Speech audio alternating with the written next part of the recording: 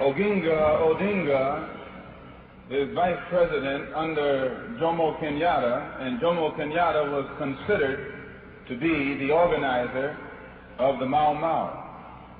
And I think you mentioned the Mau Mau in that song. And if you analyze closely those words, I think you'll have the key to how to straighten the situation out in Mississippi. Yes, sir. The Mau, when the nations of Africa are truly independent, and they will be truly independent because they're going about it in the right way, they will give the historians will give the Prime Minister, or rather President Kenyatta, and the Mau Mau their rightful role in African history. They'll go down as the greatest African patriots and freedom fighters that continent ever knew, and they will be given credit for bringing about the independence of many of the existing independent states on that continent right now.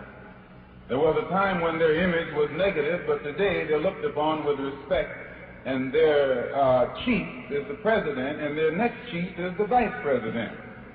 And I have to take time to mention that because, in my opinion, not only in Mississippi and Alabama, but even right here in New York City, you and I can best learn how to get real freedom by studying how Kenyatta brought it to his people in Kenya, and how Odinga helped him, and the excellent job that was done by the Mau Mau freedom fighters. In fact, that's what we need in Mississippi.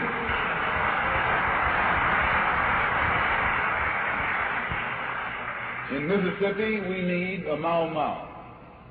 In Alabama, we need a Mau Mau. In Georgia, we need a Mau Mau. Right here in Harlem and New York City, we need a Mau Mau.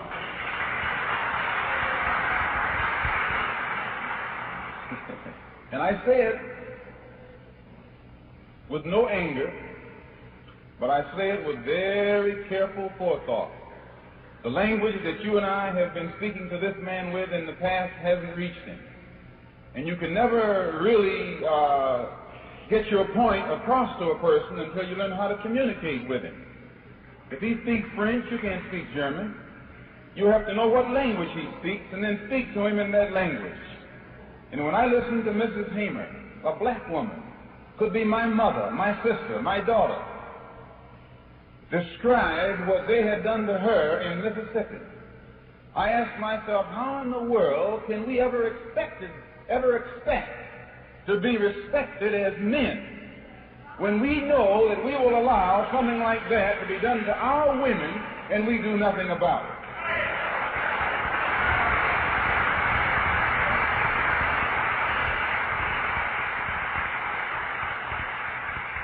How can you and I be looked upon as men with black women being beaten and nothing being done about it?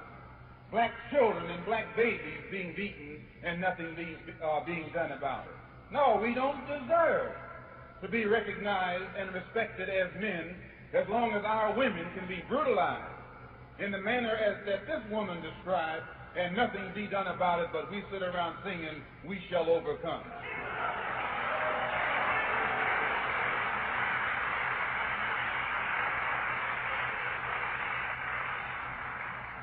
We need a Mau Mau. If they don't want to deal with the Freedom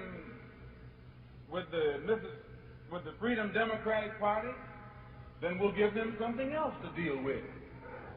If they don't want to deal with the Student Nonviolent Committee, then we have to give them an alternative. But never stick someone out there without an alternative. We waste our time. Give them this or give them that. Give them the choice between this or that. When I was in Africa, I noticed some of the Africans got their freedom faster than others. And some areas of the African continent became independent faster than other areas. And I noticed that in the areas where independence had been gotten, someone got angry. And in the areas where independence had not been achieved yet, no one was angry.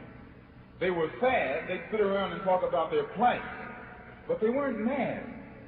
And usually when people are sad, they don't do anything. They just cry over their condition. But when they get angry, they bring about a change. When they get angry, they aren't interested in logic. They aren't interested in odds. They aren't interested in consequences. When they get angry, they realize that the condition that they're in, that they're suffering, is unjust, immoral, illegal, and that anything that they do to correct it or eliminate it, they're justified. And when you and I develop that type of anger and speak in that voice, then we'll get some kind of respect and recognition and some changes from these people who have been promising us falsely already for far too long. So you'll have to speak their language. The language that they were speaking to Mrs. Hamer was the language of brutality. Beasts they were, beating her. The two Negroes, they weren't at fault. They were just puppets.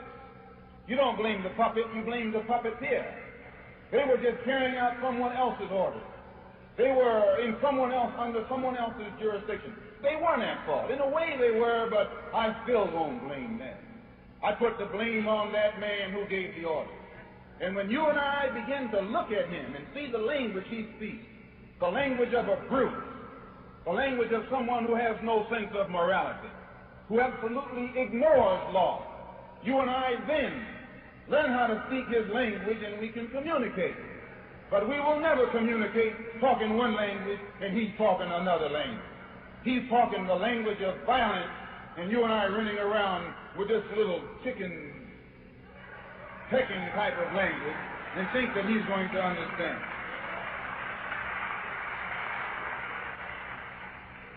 Let's learn his language.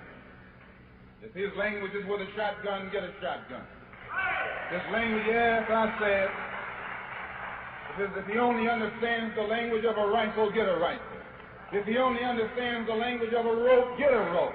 But don't waste time talking the wrong language to a man if you want to really communicate with him. Speak his language. And there's nothing wrong with that. If something was wrong with that language, the federal government would have stopped the cracker from speaking it to you and me.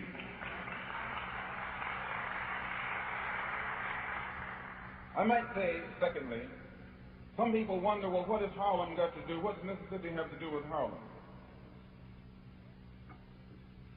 It isn't actually Mississippi. It's America. America is Mississippi. There's no such thing as a Mason-Dixon line. It's America. There's no such thing as the South. It's America. If one room in your house is dirty, you got a dirty house. If the closet is dirty, you got a dirty house. Don't say that that room is dirty, but the rest of my house is clean. You're over the whole house. You have authority over the whole house. The entire house is under your jurisdiction. And the mistake that you and I make is letting these northern crackers shift the weight to the southern crackers.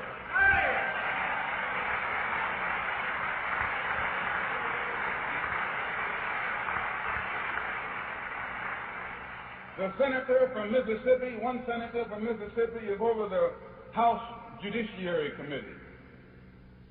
He's in Washington, D.C., as Mrs. Hamer has pointed out, illegally.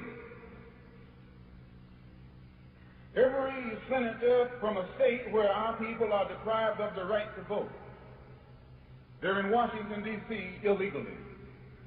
This country is a country whose governmental system is run by committees, House committees and Senate committees. The committee chairman occupies that position by dint of his seniority. Eastland is over the Judiciary Committee because he has more seniority than any other senator after the same post or on that committee. He's the chairman. Fulbright, another cracker from Arkansas, is over the Foreign Relations Committee. Ellender of Louisiana is over the Agriculture and Forestry Committee. Russell of Georgia is over the Armed Services Committee. And it goes right on down the line. Out of 16 committees, 10 of them are in the hands of Southern racists. Out of 20 congressional committees, 13 are in the hands, or at least before the recent elections, in the hands of Southern racists. Out of 36 committees that govern the foreign and domestic direction of this country, 23 are in the hands of Southern racists. And the reason they're in the hands of Southern racists is because the areas from which they come, the black man is deprived of his right to vote. If we had the ballot in that area, those racists would not be in Washington, D.C. There'd be some black faces there.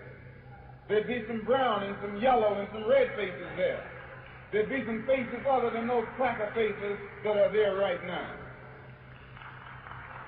So what happens in Mississippi in the South has a direct bearing on what happens to you and me here in Harlem. And likewise, out of the Democratic Party, which black people supported, recently, I think something like 97%, all of these crackers, and that's what they are, crackers, they belong to the Democratic Party. That's the party they belong to. Same one you belong to. Same one you support. Same one you say is going to get you this and get you that. Why, the base of the Democratic Party is in the South. It's the foundation of its authority is in the South.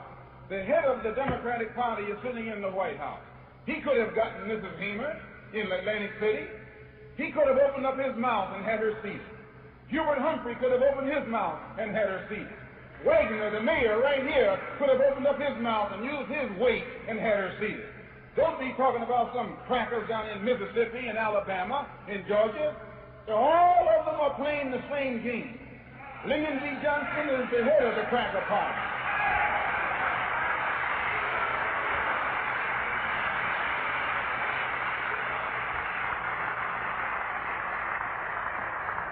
No, I don't want to be stepping on toes or saying things that you didn't think I was going to say.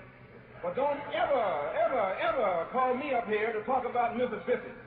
It's controlled right up here from the north. Mississippi is controlled from the north. Alabama is controlled from the north. These northern crackers are in cahoots with the southern crackers. Only these northern crackers smile in your face and show you their teeth. And they stick the knife in your back when you turn around. You at least know what that man down there is doing, and you know how to deal with him. So all I say is this. This is all I say. That when you start talking about one, talk about the other. When you start worrying about the part or the piece, worry about the whole. And if this piece is no good, the entire pie is no good, because it all comes out of the same plate and it's made up out of the same ingredients. Wagner is a Democrat. He belongs to the same party as Easton. Johnson is a Democrat. He belongs to the same party as Easton. Now, Wagner was in Atlantic City. Ray Jones was in Atlantic City. Lyndon B. Johnson was in Atlantic City. Hubert Humphrey was in Atlantic City. The crackers that you voted for were in Atlantic City. What did they do for you when you wanted to sit down? They were quiet. They were silent. They said, don't rock the boat. You might get Goldwater elected.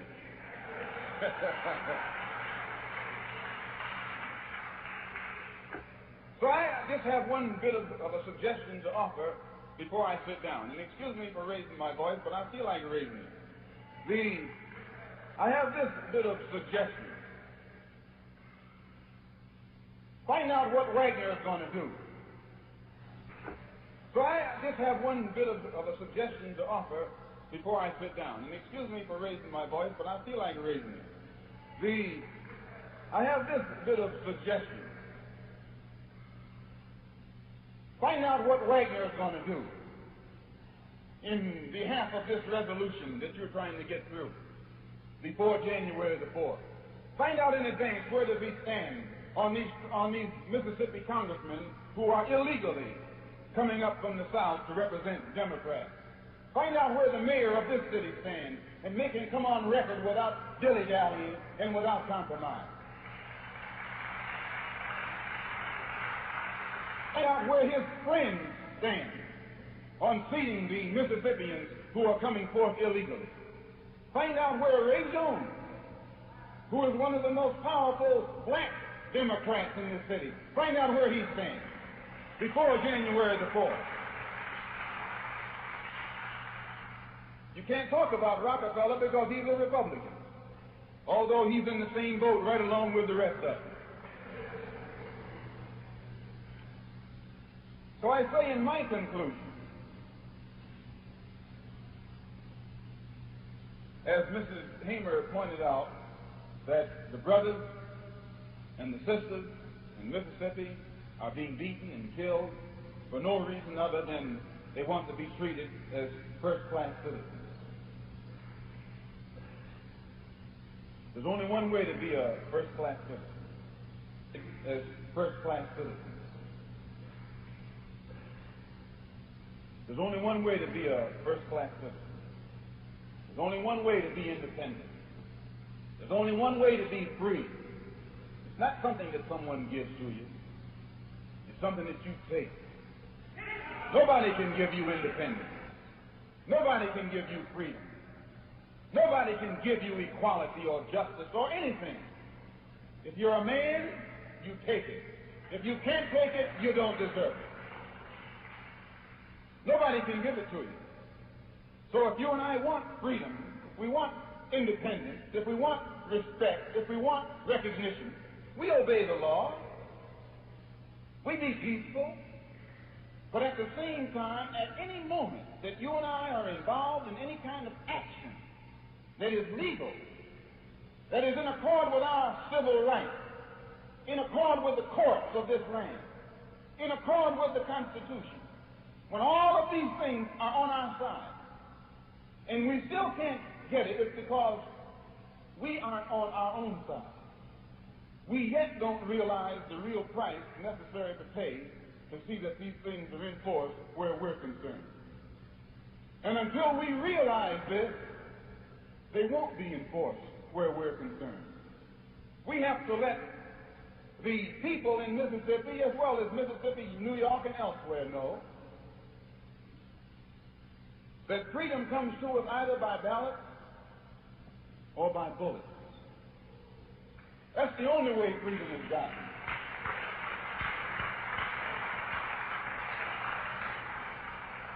Freedom is gotten by ballots or bullets.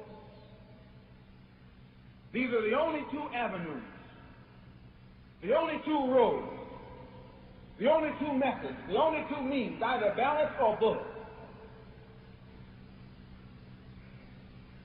And when you know that, yes, when you know it, then you are careful how you use the word freedom. As long as we're going to sing up on, as long as you think we're going to sing up on some, you come in and sing. I watch you. Those of you who are singing, are you also willing to do some swinging with some of these? No, this is true. They've always said that I'm anti-white. I'm for anybody who's for freedom. I'm for anybody who's for justice. I'm for anybody who's for equality. I'm not for anybody who tells me to sit around and wait for mine. I'm not for anybody who tells me to turn the other cheek when a cracker is busting up my jaw. I'm not for anybody. I'm not for anybody who tells black people to be nonviolent while nobody is telling white people to be nonviolent.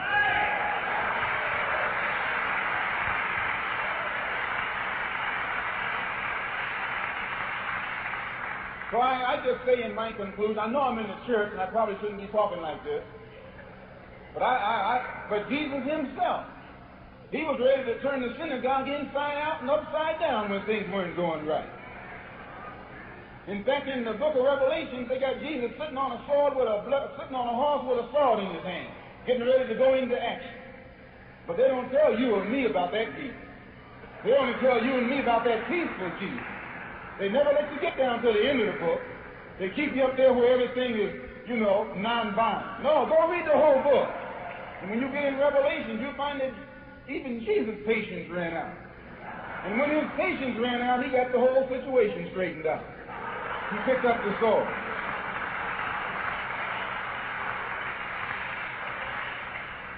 So, I believe that there are some white people who might be sincere. But I think they should prove it. And you can't prove it to me by singing with me. You can't prove it to me by being nonviolent. No. You can prove it by recognizing the law of justice. And the law of justice is, as you sow, so must you reap. The law of justice is he who kills by the sword shall be killed by the sword. This is justice. Now, if you are with us, all I say is, make the same kind of contribution with us in our struggle for freedom that all white people have always made when they were struggling for their own freedom. And your freedom was you were struggling for your freedom in the Revolutionary War. When your own Patrick Henry said liberty or death, and George Washington got the cannons out, and all the rest of them that you taught me to worship as my heroes, they were fighters, they were warriors. But now when the time comes for our freedom, you want to reach back in the bag and grab somebody who's nonviolent and peaceful and forgiving and long-suffering. I don't go for that. No.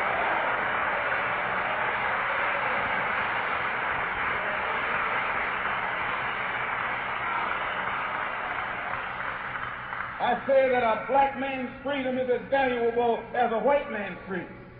And I say that a black man has the right to do whatever is necessary to get his freedom that other human beings have done to get their freedom. Just a moment. And I say that you and I will never get our freedom nonviolently and patiently and lovingly. We will never get it until we let the world know that as other human beings have laid down their lives for freedom and also taken life for freedom, that you and I are ready and willing and equipped and qualified to do the same thing.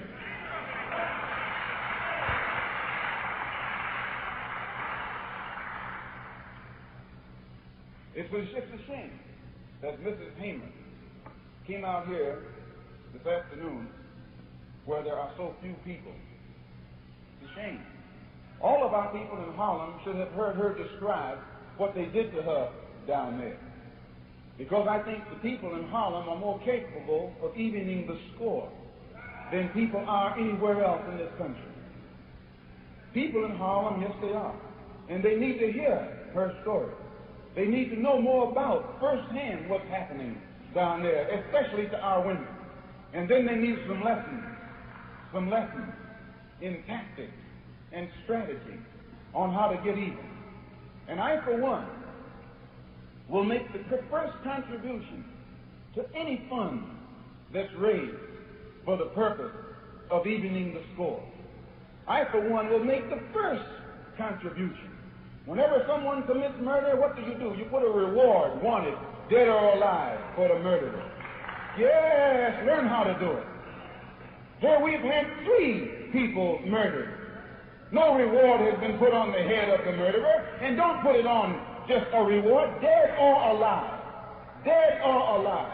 And let that plan know that we can do it tit for tat. Tit for tat. What's good for the goose is good for the gander. If you all don't want to do it, we'll do it. We'll do it. We have brothers who are equipped and who are qualified and who are willing so as Jesus said, little children, go thee where I send thee. We have brothers who can do that, and who will do that, and who are ready to do that.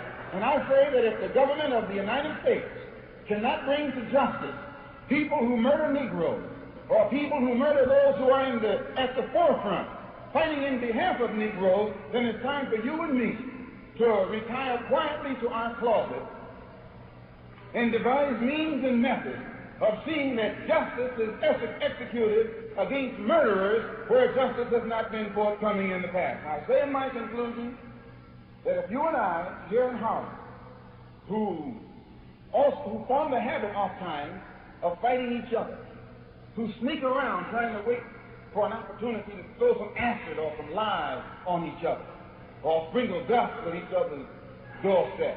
If you and I were really and truly for the freedom of our people, all of the energy that we waste thinking of how to do harm for each other, since you have that engine, you know how to do it, let me know. I'll give you some money and show you where to go, and show you who to do it to.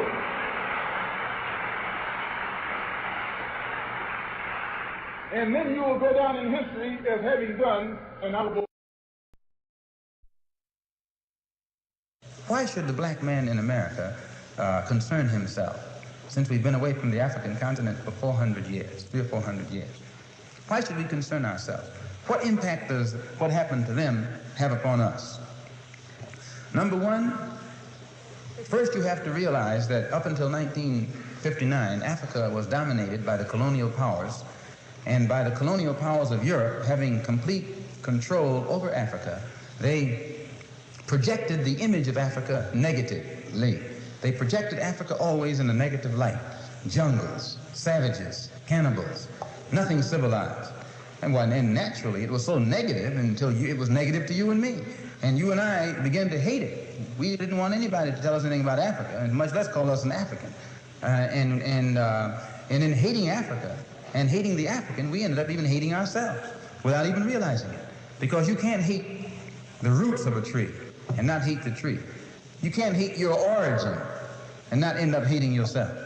You can't hate Africa and not hate yourself. And you show me one of these people over here who have been thoroughly brainwashed, who has a negative attitude toward Africa, and I'll show you one that has a negative attitude toward himself. You can't have a negative attitude toward yourself, a positive attitude toward yourself, and a negative attitude toward Africa at the same time. To the same degree that your attitude, that your understanding of an attitude toward Africa becomes positive, you'll find that your understanding of and your attitude toward yourself will also become positive. And this is what the white man knows. So they very skillfully made you and me hate our African identity, our African characteristics. And you know yourself that we have been a people who hated our African characteristics. We hated our hair. We hated the shape of our nose. We wanted one of those long, dog-like noses, you know. Yeah. We hated the color of our skin. Hated the blood of Africa that was in our veins. And in hating our features and our skin and our blood, why we had to end up hating ourselves. And we hated ourselves. Our color became to us a chain. We felt that it was holding us back. Our color became to us like a prison, which we felt was keeping us confined, not letting us go this way or that way. And we felt that all of these restrictions were based solely upon our color, and the psychological reaction to that would have to be that as long as we felt imprisoned or chained or trapped by black skin, black features, and black blood, that skin and those features and that blood that was holding us back automatically had to become hateful to us. And it became hateful to us. It made us feel inferior. It made us feel inadequate. It made us feel helpless. And when we fell victim to this feeling of inadequacy or inferiority or helplessness, we turned to somebody else to show us the way. We didn't have confidence in another black man to show us the way, or black people to show us the way. In those days, we didn't. We didn't think a black man could do anything but play some horn, you know, some sound, and make you happy with some songs, and in that way. But in serious things, where our food, clothing, and shelter was concerned, and our education was concerned, we turned to the man. We never thought in terms of bringing these things into existence for ourselves. We never thought in terms of doing things for ourselves, because we felt helpless. And what made us feel helpless was our hatred for ourselves. One of the things that made the black Muslim movement grow was its emphasis upon things African. This was the secret to the growth of the black Muslim movement. African blood, African origin, African culture, African ties. And you'd be surprised. We discovered that deep within the subconscious of the black man in this country, he's still more African than he is American. He thinks that he's more American than African because the man is jiving him, and the man is brainwashing him every day, telling him, you're an American, you're an American. Man, how could you think you're an American and you haven't ever had any kind of American treat over here? You have never. 10 men can be sitting at a table, eating, you know, dining. And I can come and sit down where they're dining. They're dining. I got a plate in front of me, but nothing is on it. Because all of us are sitting at the same table, are all of us diners? I'm not a diner until you let me dine. Then I become a diner. Just being at the table with others who are dining doesn't make me a diner. And this is what you got to get in your head here in this country. Just because you're in this country doesn't make you an American. And no, you got to go farther than that before you can become an American. You got to enjoy the fruits of Americanism. And you haven't enjoyed those fruits. You've enjoyed the thorns. You've enjoyed the thistles, but you have not enjoyed the fruits. No, sir. So I point these things out, brothers and sisters, so that you and I will know the importance in 1965 of being in complete unity with each other, harmony with each other, and not letting the man maneuver us into fighting one another. I say that again, that I'm not a racist. I don't believe in any form of segregation or anything like that. I'm for the brotherhood of everybody, but I don't believe in forcing brotherhood upon people who don't want it. As long as we practice brotherhood among ourselves, and then others who want to practice brotherhood with us, we practice it with them also. We're for that. But I don't think that we should run around trying to love somebody who doesn't love us. Thank you.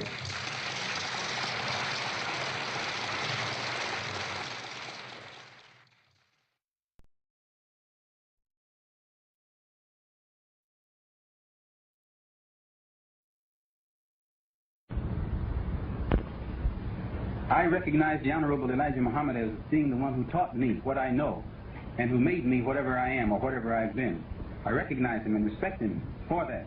And probably I've made more speeches than any other Muslim, probably beside Mr. Muhammad himself. And no one can take any speech that I've ever made on any program I've ever been and find any moment even when I didn't give Mr. Muhammad full credit for everything that I know and everything that I am.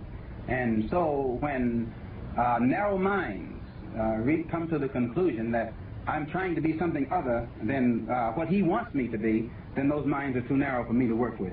You would want to elaborate on the inward... I don't think that it accomplishes anything to dwell upon things that divide us. I think it accomplishes more to dwell upon things that unite us. Things that divide us. I think it accomplishes more to dwell upon things that unite us. And any unpleasant experiences that I've had or unjust experiences that I've had with anyone, as far as I'm concerned, it's in the past. And now I'm trying to look forward and trying to get as many Negroes as is possible to look forward and go forward in a forward-going movement. Forward and go forward in a forward-going movement. Number one, because 1964 threatens to be a very explosive year on the racial front, and because I myself intend to be very active in every phase of the American Negro struggle for human rights, I have called this press conference this morning in order to clarify my own position in the struggle, especially in regards to politics and nonviolence. I wish to speak for just 10 or 15 minutes and then open myself for questions. I am and always will be a Muslim. My religion is Islam. I still believe that Mr. Muhammad's analysis of the problem is the most realistic and that his solution is the best one. This means that I too believe that the best solution is complete separation, with our people going back home, that is, to our African homeland. The separation back to Africa is still a long-range program, and while it is yet to materialize, 22 million of our people who are still here in America need better food, better clothing, better housing, better education, and better jobs right now. Mr. Muhammad's program does point us back homeward, but it also contains within it what we could and should be doing to help solve our own problems right now while we're still in America. But internal differences within the Nation of Islam forced me out of it. I did not leave of my own free will, but now that it has happened, I intend to make the most of it. Now that I have more independence of action, I intend to use a more flexible approach toward working with others to get a solution to this problem. I'm not out to fight other Negro leaders or other Negro organizations. We must find a common approach, a common solution to a common problem. As of this minute, I have forgotten everything bad that the other leaders have said about me, and I pray they can also forget the many bad said about them. The problem facing our people here in America is bigger than all the other personal or organizational differences. Therefore, as leaders, we must stop worrying about the threat that we seem to think we pose to each other's personal prestige and concentrate our united efforts toward solving the unending hurt that is being done daily to our people here in America. I'm going to organize and head a new mosque in New York City known as the Muslim Mosque Incorporated. This gives us a religious base and the spiritual force necessary to rid our people of the vices that destroy the moral fiber of our community. Our political philosophy will be black nationalism. Our economic and social philosophy will be black nationalism. our cultural emphasis will be upon black nationalism. Many of our people aren't religiously inclined, so the Muslim Mosque Incorporated will be organized in such manner to provide for the active participation of all Negroes in our political, economic, and social programs, despite their religious or non-religious beliefs. The political philosophy of black nationalism means we must control the politics and the politicians of our own community. They must no longer take orders from outside forces, and we will organize and sweep out of office all Negro politicians who are puppets for these outside forces. Our accent will be upon youth. We need new ideas, new methods, new approaches. We will call upon young students of political science throughout the nation to help us. We will encourage these young students to launch their own independent study and then give us their analysis and their suggestions. We are completely disenchanted with the old, adult, established politicians. We want to see some new faces, more militant faces. The Muslim Mosque will remain wide open for ideas and financial aid from all quarters. Whites can help us, but they can't join us. There can be no black-white unity until there is first some black unity. There can be no workers' solidarity until there is first some racial solidarity. We cannot think of uniting with others until we have first united among ourselves. We cannot think of being acceptable to others until we have first proven acceptable to ourselves. One can't unite bananas with scattered leaves. Concerning nonviolence, it is criminal to teach a man not to defend himself when he is the constant victim of brutal attacks. It is legal and lawful in this country to own a shotgun or a rifle, and we believe in obeying the law. In areas where our people are the constant victims of brutality and the government seems unable or unwilling to protect them, we should form rifle clubs that can be used to defend ourselves and our property in times of emergency, such as happened last year in Birmingham, Alabama, in Plaquemine, Louisiana, in Cambridge, Maryland, and in Danville, Virginia. When our people are being bitten by dogs, they are within their right to kill those dogs. We should be peaceful, we should be law-abiding, but the time has come for the American Negro to fight back in self-defense whenever and wherever he is being unjustly and unlawfully attacked. Now, if the government thinks that I'm wrong for saying this, then the government should start doing its job.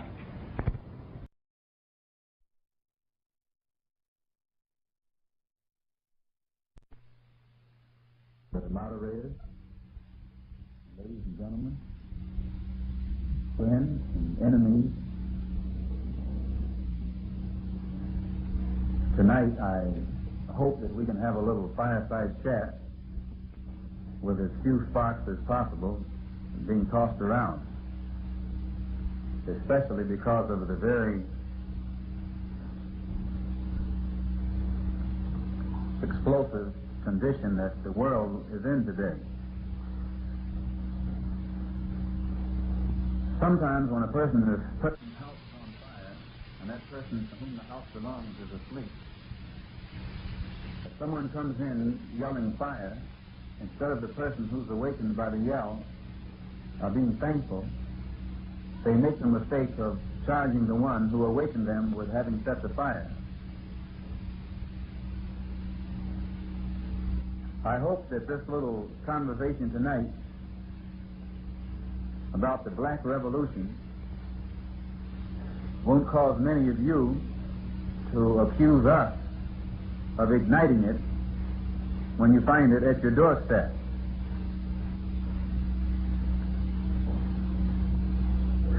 I'm still a Muslim. That is, my religion is still Islam. I still believe that there's no God but Allah and that Muhammad is the apostle of Allah. That just happens to be my personal religion. But in the capacity that I'm functioning in today, I have no intention to mix my religion with the problems of 22 million black people in this country, just as it's possible for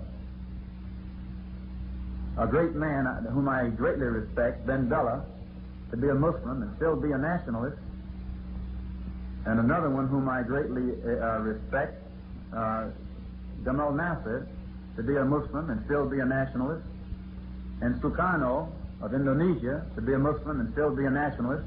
It was nationalism that enabled them to gain freedom for their people. I'm still a Muslim, but I'm also a nationalist, meaning that my political philosophy is black nationalism. My economic philosophy is black nationalism. My social philosophy is black nationalism. And when I say that this philosophy is black nationalism, to me this means the political philosophy of black nationalism is that which is designed to encourage our people, the black people, to gain complete control over the politics and politicians of our own community.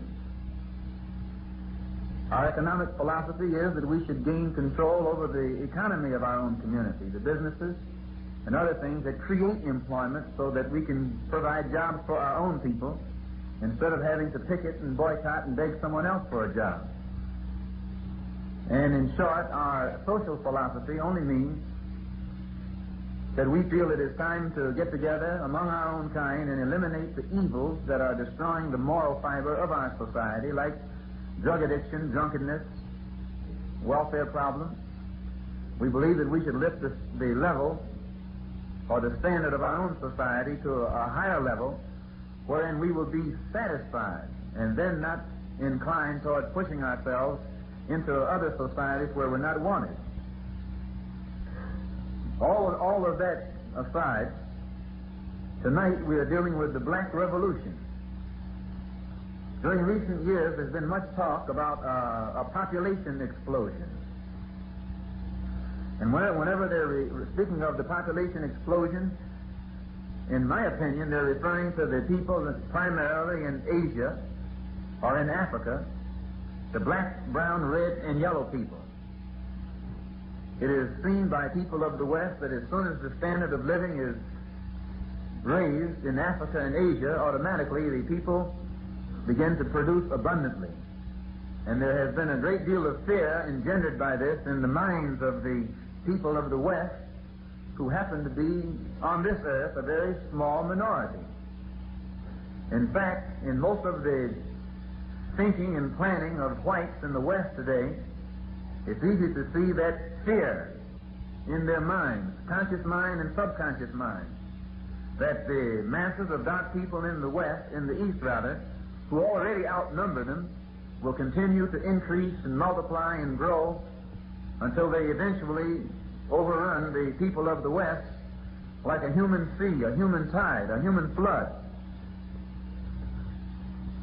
And this fear of this can be seen in the mind and in the actions of most of the people here in the West in practically everything that they do. It governs their political views, it governs their economic views, and it governs most of their attitudes toward the present society. I was listening to Dirksen, some senator from Illinois, in Washington, D.C. last week, filibustering the Civil Rights Bill. And one of the things he kept stressing over and over and over, that if this bill is passed, it'll change the social structure of America. Well, I know what he's getting at. And I think that most other people today, especially our people, know what is meant when these whites who filibuster these bills, especially and express fears of changes in the social structure, our people are beginning to realize what they mean. Just as we can see that all over the world, one of the main problems facing the West is race. Likewise, here in America today, most of your Negro leaders as well as the whites agree that 1964 itself appears to be one of the most explosive years yet in the history of America on the racial front, on the racial scene. Not only is this racial explosion probably to take place in America, but all of the ingredients for this racial explosion in America to blossom into a worldwide racial explosion present itself right here in front of us. America's racial powder keg, in short, can actually fuse or ignite a worldwide racial powder keg. And whites in this country who are still complacent when they see the possibility of a racial strife in this country getting out of hand, and you are complacent simply because you think you outnumber the racial minority in this country, what you have to bear in mind is wherein you might outnumber us in this country, you don't outnumber us all over the earth. And any kind of racial explosion that takes place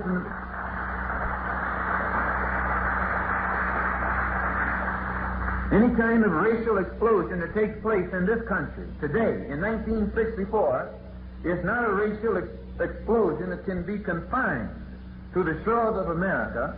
It's a racial explosion that can ignite the racial powder keg that exists all over the planet that we call Earth. Now, I think that anybody would agree that the dark masses of Africa and Asia and Latin America are already seething with bitterness, animosity, hostility, and unrest and impatience with the racial intolerance that they themselves have experienced at the hands of the white West. And just as they themselves have the ingredients of hostility toward the West in general, here we also have 22 million African Americans, black, brown, red, and yellow people in this country, who are also seething with bitterness and impatience and hostility and animosity over the racial intolerance not only of the white West in general, but of white America in particular.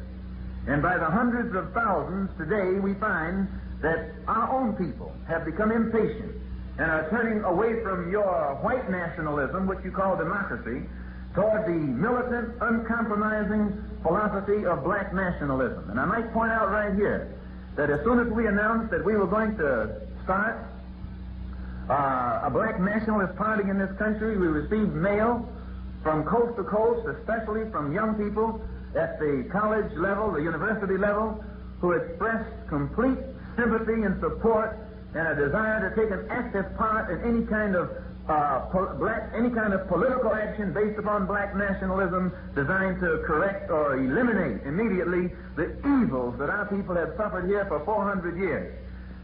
The black nationalists, to many of you, may represent only a minority in the community. And therefore you might have a tendency to classify it as something that's insignificant.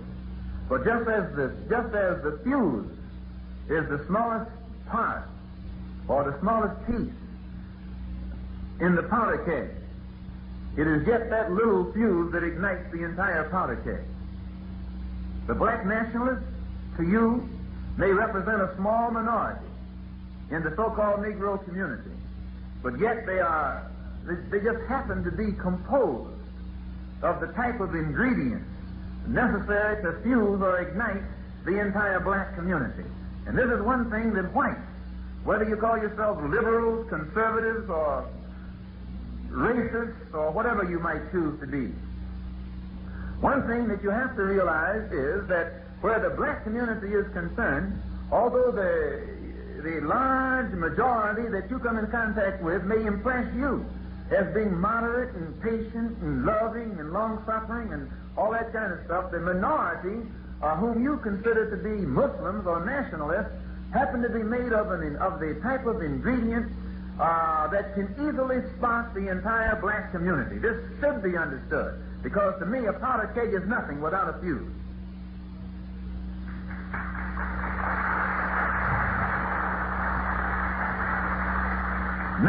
'64 will be America's hottest year, her hottest year yet. A year of much racial violence and much racial bloodshed. But it won't be blood that's going to flow only on one side.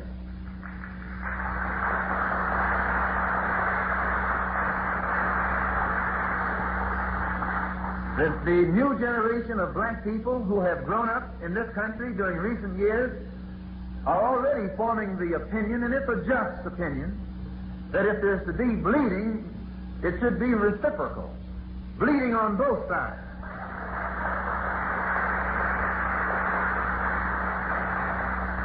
It should also be understood that the racial sparks that are ignited here in America today could easily turn into a flaming fire abroad. which only means it could engulf all the people of this earth into a giant race war. You can't confine it to one little neighborhood or one little community or one little country. What happens to a black man in America today happens to the black man in Africa. What happens to the black man in America and in Africa happens to the black man in Asia and to the man down in Latin America. What happens to one of us today happens to all of us. And when this is realized, I think that the whites who are intelligent, even though they aren't moral or aren't just or aren't impressed by legality, those who are intelligent will realize that when they touch this one, they're touching all of them, and this in itself will have a tendency to be a checking factor. The seriousness of this situation must be faced up to. I was in Cleveland last night, Cleveland, Ohio. In fact, I was there Friday, Saturday, and yesterday. And at the last Friday, the warning was given that this is a year of bloodshed, that the black man has ceased to turn the other cheek, that he has ceased to be nonviolent, that he has ceased to feel that he must be confined to all these restraints that are put upon him by white society in struggling for what white society says he was supposed to have had 100 years ago. So today, when the black man starts reaching out for what America says are his rights, the black man feels that he is within his rights.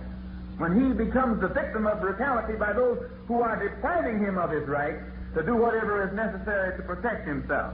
And an example of this was taking place last night at this same time in Cleveland, where the police were putting water hoses on our people there and also throwing tear gas at them. And they met a hail of stones, a hail of rocks, a hail of bricks. Well, you're in a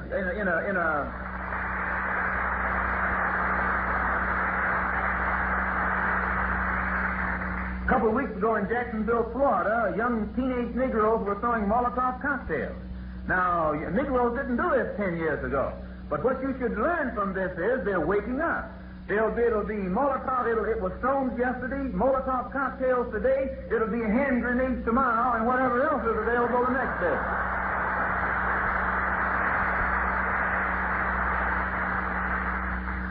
The seriousness of this situation should be faced up to.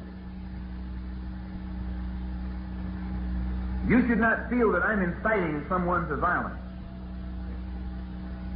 I'm only warning of a powder keg situation that you can take it or leave it. If you take the warning, perhaps you can still save yourself. But if you ignore it or ridicule it, well, death is already at your doorstep. There are 22 million African Americans who are ready to fight for independence right here. And when I say fight for independence right here, I don't mean any nonviolent fight or turn the other cheek fight. Those days are gone. Those days are over.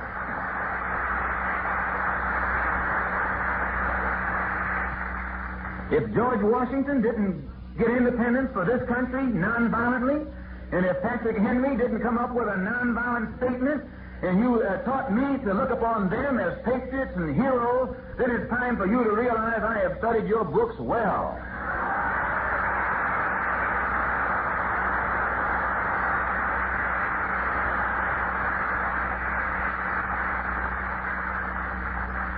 Our people, 22 million African Americans, are fed up with America's hypocritical democracy. And today we care nothing about the odds that are against us. Every time a black man gets ready to defend himself, some Uncle Tom starts trying to tell us, how can you win? That's Tom talking. Don't listen to him. This is the first thing we hear. The odds are against us. You're dealing with black people who don't care anything about odds. We care nothing about odds. Again, I go right back to the people who founded and who secured the independence of this country from the colonial powers of England. When George Washington and the others got ready to declare or come up with a Declaration of Independence, they didn't care anything about the odds of the British Empire. They were fed up with taxation without representation. And you've got 22 million black people in this country today, 1964, who are fed up with taxation without representation and will do the same thing. Who are ready, willing, and justified to do the same thing today to bring about independence for our people that your forefathers did to bring about independence for your people. And I say your people, because I certainly couldn't include myself among those for whom independence was fought in 1776. How in the world can a Negro talk about the Declaration of Independence and he's still singing, "We Shall Overcome"?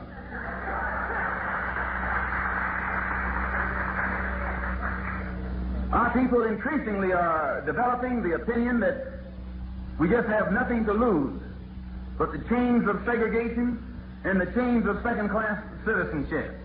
So 1964 will see the Negro Revolt evolve and merge into the worldwide black revolution that has been taking place on this earth since 1945.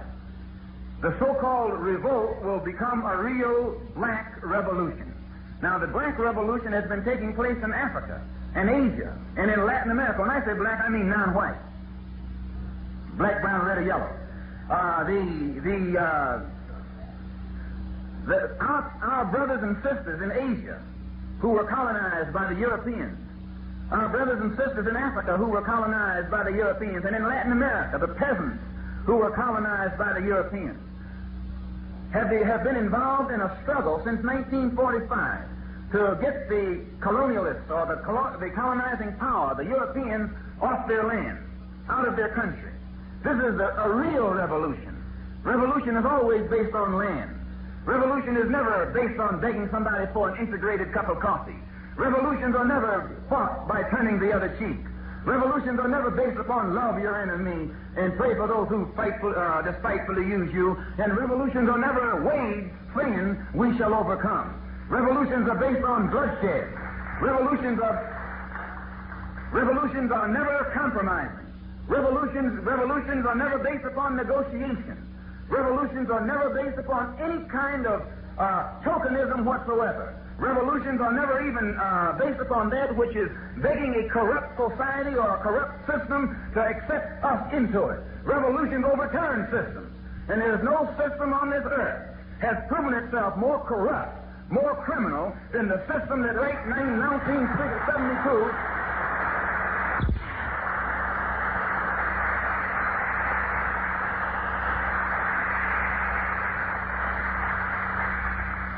than this system that in 1964 still colonizes African Americans,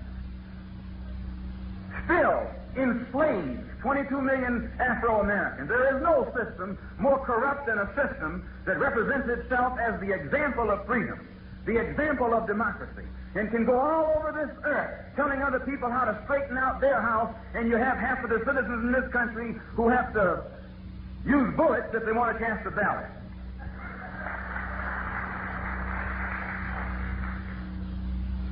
The greatest weapon that the colonial powers have used in the past against our people has always been divide and conquer. America is a colonial power. She has colonized 22 million Afro-Americans by depriving us of first-class citizenship, by depriving us of civil rights, actually by depriving us of human rights. She's not only deprived us of the right to be a citizen, she's deprived us of the right to be a human being, the right to be recognized and respected as men and women. And in this country, a black man can be 50 years old. He's still a boy. I grew up with white people. I was integrated before they invented the word. And I have never met white people yet, if you don't be around them long enough, who won't refer to you as a boy or a gal, no matter how old you are, no matter what school you came out of, no matter what your intellectual or professional level is. In this society, we remain boys. So America's strategy is the same strategy as that which was used by in the past by the colonial powers. Divide and conquer. She plays one Negro leader against the other. She plays one Negro organization against the other. She makes us think that we have different objectives, different goals. As soon as one Negro says something, she runs to this Negro and asks him, "What do you think about what he said?" Why, anybody can see through that today, except some of the Negro leaders.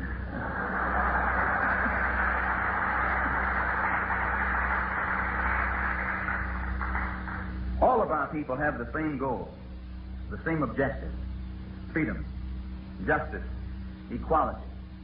All of us want recognition and respect as human beings. We don't want to be integrationists, nor do we want to be separationists. We want to be human beings.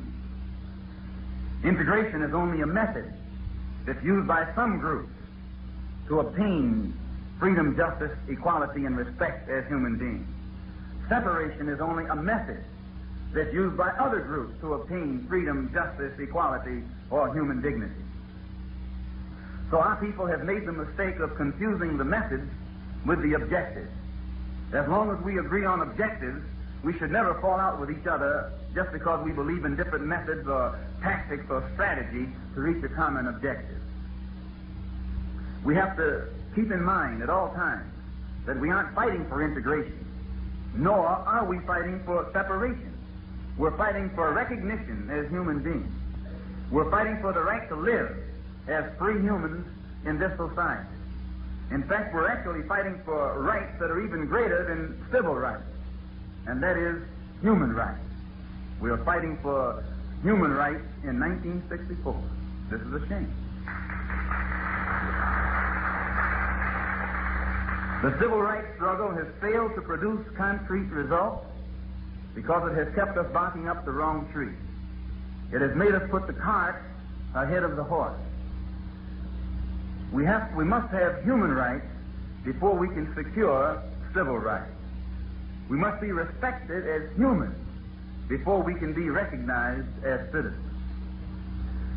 Among the so-called Negroes in this country, as a rule, the civil rights groups, or those who believe in civil rights, they spend most of their time trying to prove that they are Americans. Their thinking is usually domestic, confined to the boundaries of America, and they always look upon themselves as a minority. When they look upon themselves on the American stage is a white stage. So a black man standing on that stage in America automatically is in the minority. He's the underdog, and in his struggle he always uses an approach that's a begging, hat-in-hand compromise approach. Whereas the other segment or faction in America, known as the nationalists, black nationalists, are more interested in human rights than they are in civil rights. And they place more stress on human rights than they do in civil rights.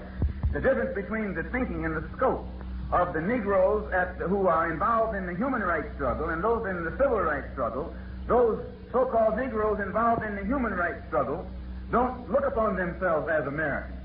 They look upon themselves as a part of dark mankind. They see the whole struggle not within the confines of the American stage, but they look upon the struggle on the world stage. And in the world context, they see that the dark man outnumbers the white man. On the world stage, the white man is just a microscopic minority. So in this country, you find two different types of Afro-Americans. The type who looks upon himself as the minority and you as the majority, because his scope is limited to the American scene. Then you have the type who looks upon himself as part of the majority and you as part of a microscopic minority. And this one uses a different approach in trying to struggle for his rights. He doesn't dare. He doesn't thank you for what you give him, because you're only giving him what he should have had 100 years ago. He doesn't think you're doing him any favors. He doesn't see any progress that he has made since the Civil War. He sees not one iota of progress, because, number one, if the Civil War had freed him, he wouldn't need civil rights legislation today. If the Emancipation Proclamation issued by that great shining liberal called Lincoln had freed him, he wouldn't be singing "We Should Overcome" today. If the amendments to the Constitution had solved his problem, still his problem wouldn't be here today. And even if the Supreme Court desegregation decision of 1954 was genuinely and sincerely designed to solve his problem, the problem wouldn't be with us today. So this kind of black man is thinking. He can see where every maneuver that America has made, supposedly to solve his problem, has been nothing but political trickery and treachery of the worst order. So today he doesn't have any confidence in these so-called liberals. Now, I know most of you all coming in here tonight, you don't call yourselves liberals.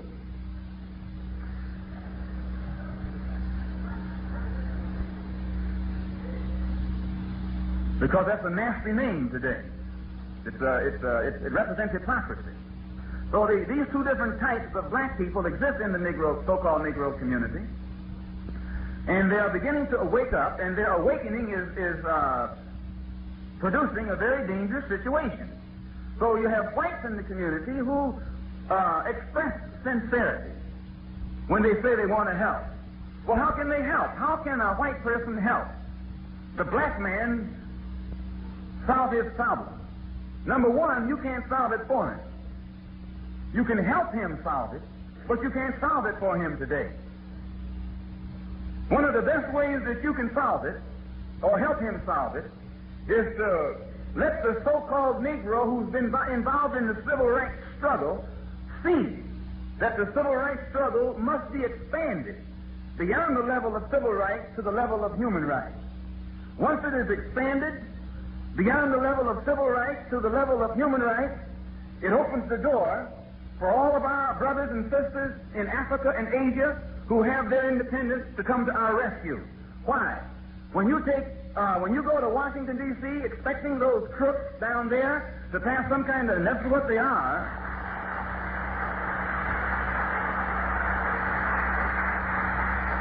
to pass some kind of civil rights legislation to correct a very criminal situation, what you're doing is encouraging the black man who is the victim to take his case into the court that's controlled by the country. It'll never be solved in that way. It's like running from the wolf to the fox.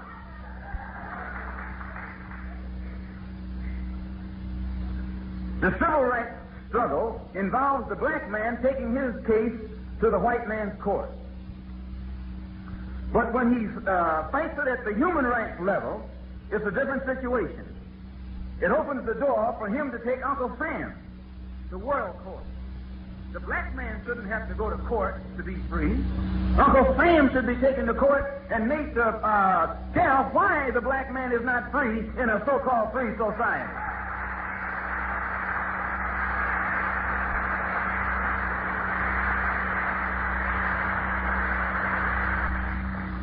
Uncle Sam should be taken into the United Nations and charged with violating the UN Charter on Human Rights.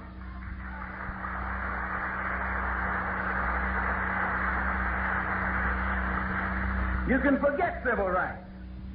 How are you going to get civil rights with men like Eastman and men like Dirksen and men like Johnson?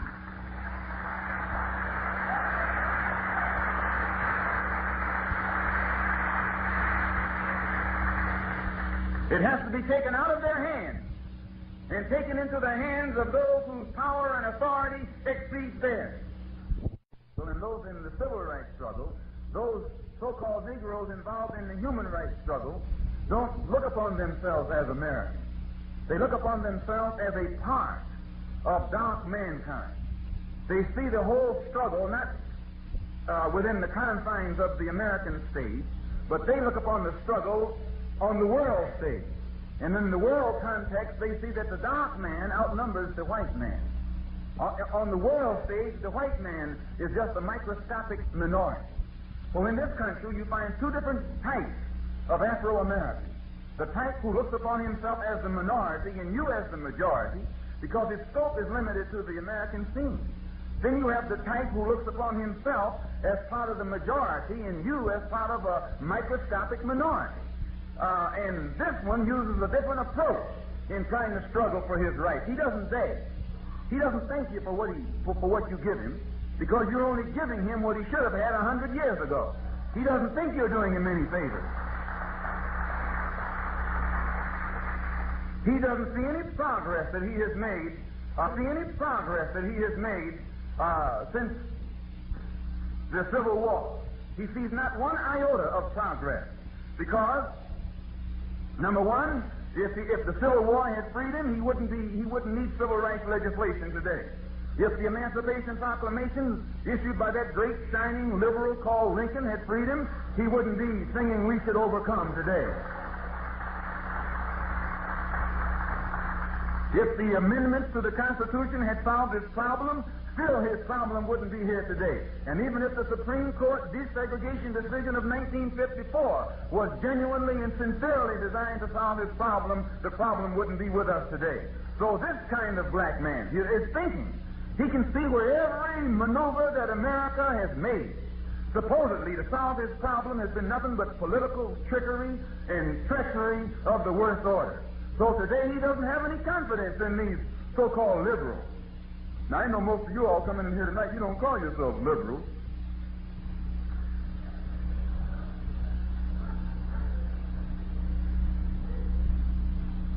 Because that's a nasty name today. It represents hypocrisy. So these two different types of black people exist in the so-called Negro community. And they are beginning to wake up, and their awakening is producing a very dangerous situation. So you have whites in the community who express sincerity when they say they want to help. Well, how can they help? How can a white person help the black man solve his problem? Number one, you can't solve it for him. You can help him solve it, but you can't solve it for him today. One of the best ways that you can solve it, or help him solve it, is to let the so-called Negro who's been involved in the civil rights struggle see that the civil rights struggle must be expanded beyond the level of civil rights to the level of human rights. Once it is expanded beyond the level of civil rights to the level of human rights, it opens the door for all of our brothers and sisters in Africa and Asia who have their independence to come to our rescue. Why? When you go to Washington, D.C., expecting those crooks down there to pass some kind of, and that's what they are,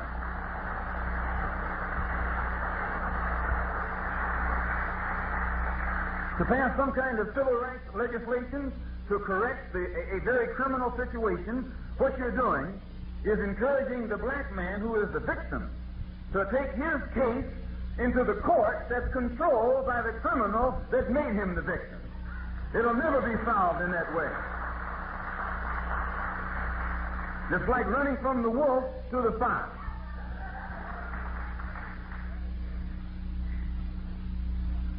The civil rights struggle involves the black man taking his case to the white man's court. But when he fights it at the human rights level, it's a different situation. It opens the door for him to take Uncle Sam to world court. The black man shouldn't have to go to court to be free. Uncle Sam should be taken to court and made to tell why the black man is not free in a so-called free society.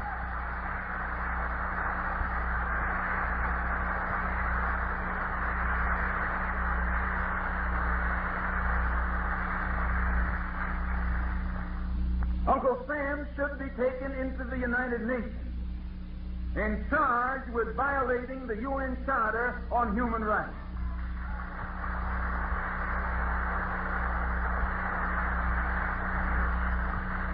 You can forget civil rights.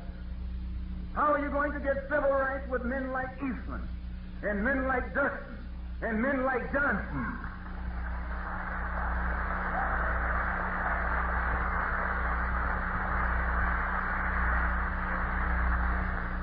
It has to be taken out of their hands and taken into the hands of those whose power and authority exceeds theirs. Washington has become too corrupt. Uncle Sam's conscience. Uncle Sam has become bankrupt when it comes to a conscience. It's impossible for Uncle Sam to solve the problem of 22 million black people in this country. It is absolutely impossible to do it in Uncle Sam's court, whether it's the Supreme Court or any other kind of court that comes under Uncle Sam's jurisdiction.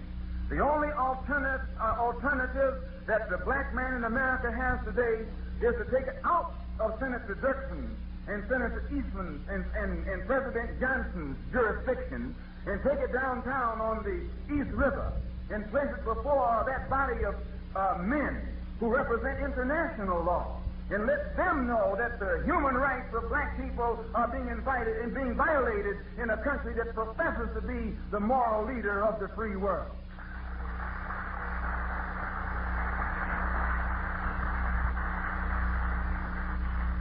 Anytime you have a filibuster in America, in the Senate, in 1964, over the rights of 22 million black people, over the citizenship of 22 million black people, or that will affect the freedom and the justice and the equality of 22 million black people, it's time for that government itself to be taken before a world court.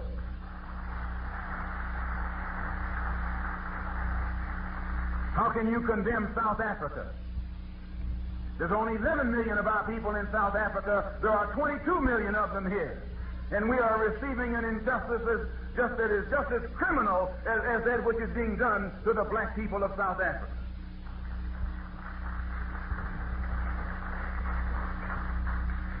So today, those whites who profess to be liberal, and as far as I'm concerned, it's just lip profession. You understand why our people don't have civil rights? You're white. You can go and hang out with another white liberal and see how hypocritical they are. Why, a lot of you sitting right here know that you've seen whites up in a Negro's face with flowery words, and as soon as that Negro walks away, you listen to how your white friend talks.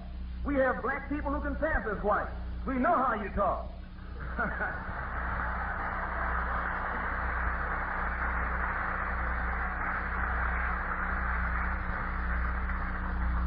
We can see that it is nothing but a governmental conspiracy to continue to deprive the black people in this country of their rights. And the only way we will get those rights restored is by taking it out of Uncle Sam's hands. Take him to court and charge him with genocide.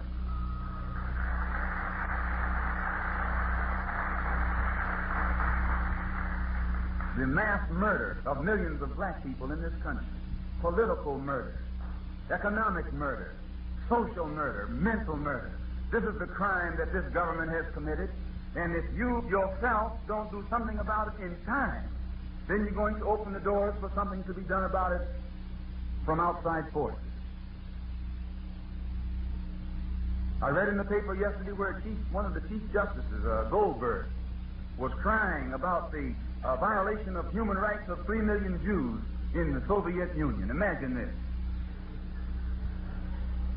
I haven't got anything against the Jews, but that's their problem. And how in the world are you going to cry about problems on the other side of the world and you haven't got the problem straightened out here?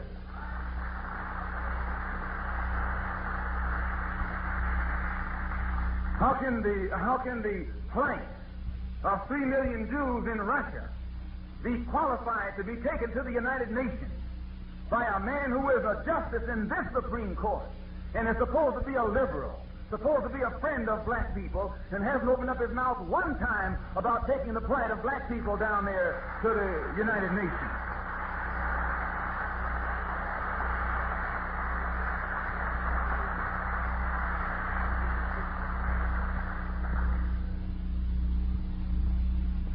Our people are becoming more politically mature. Their eyes are coming open. They're beginning to see the trend in all of the American politics today. They notice that every time there's an election, it's so close among whites that they have to count the votes over again. This happened in Massachusetts when they were running for governor. It happened in Rhode Island. It happened in Minnesota and many other places. And it happened in the election between Kennedy and Nixon. Things are so close that any minority who has a block vote can swing it either way. And I think most of the students of political science agree that it was the 80% support that Kennedy got from the black man in this country that enabled him to sit in the White House. He sat down there 4 years, and the Negro is still in the doghouse.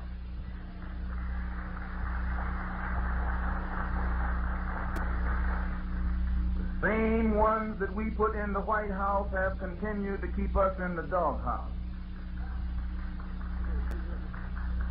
The Negro can see that he holds the balance of power in this country politically.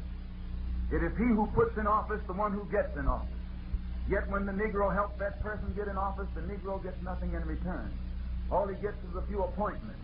A few hand-picked Uncle Tom handkerchief-head Negroes are given big jobs in Washington, D.C. And then those Negroes come back and try and make us think that that administration is going to lead us to the promised land of integration.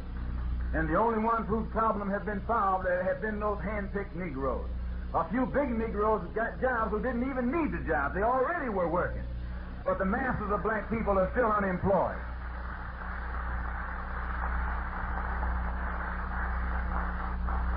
The present administration, the Democratic administration, has been down there for 4 years. Yet no meaningful legislation has been passed by them that's supposed to benefit black people in this country. Despite the fact that in the House they have 257 are Democrats and only 177 are Republicans. They control 2/3 of the House. In the Senate, there are 67 Democrats and only 33 Republicans. The Democrats control 2/3 of the government, and it's the Negroes who put them in position to control the government. Yet they give the Negroes nothing in return but a few handouts in the form of appointments that are only used as window dressing to make it appear that the problem is being solved. No, something is wrong. And when these black people wake up and find out for real the trickery and the treachery that has been heaped upon us, you're going to have revolution. And when I say revolution, I don't mean that stuff they were talking about last year about we shall overcome. That's no revolution.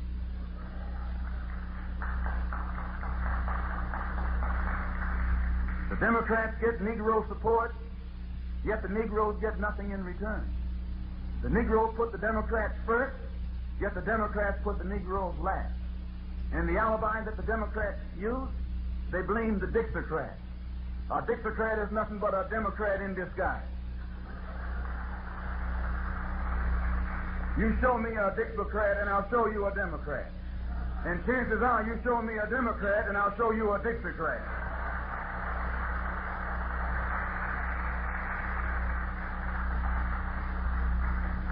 Because Dixie in reality means all that territory south of the Canadian border.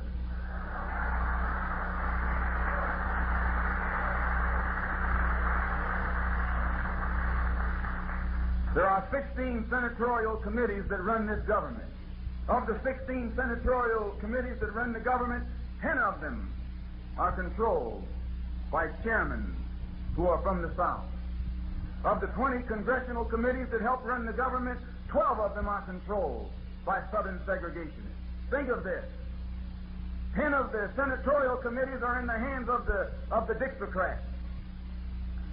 12 of the 20 congressional committees are in the hands of the Dixiecrats. These committees can control the government. And you're going to tell us that the South lost the Civil War. The South controls the government. And they control it because they have seniority. And they have seniority because in the states that they come from, they deny Negroes the right to vote. If Negroes could vote south of the Canadian border, if the Negroes could vote in the southern part of the South, Ellender wouldn't be the head of the Agricultural and Forestry Committee. Richard Russell wouldn't be the head of the Armed Forces Committee, Armed Services Committee. Robertson of Virginia wouldn't be the head of the Banking and Currency Committee. Imagine that, all the banking and currency of the government in the hands of a cracker.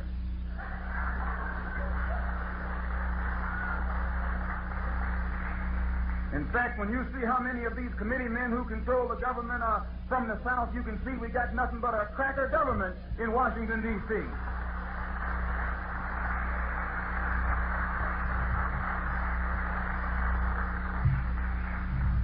And their head is our cracker president. I said our cracker president.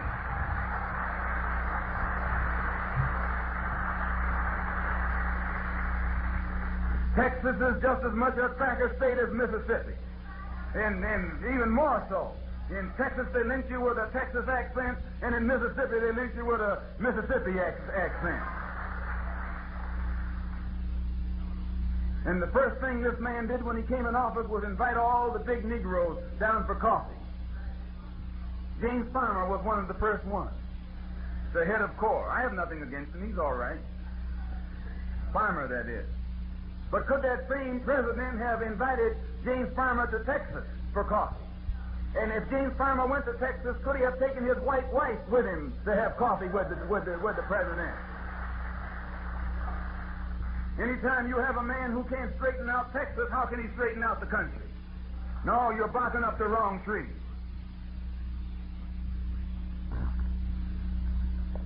If Negroes in the South could vote, the Dixiecrats would lose power.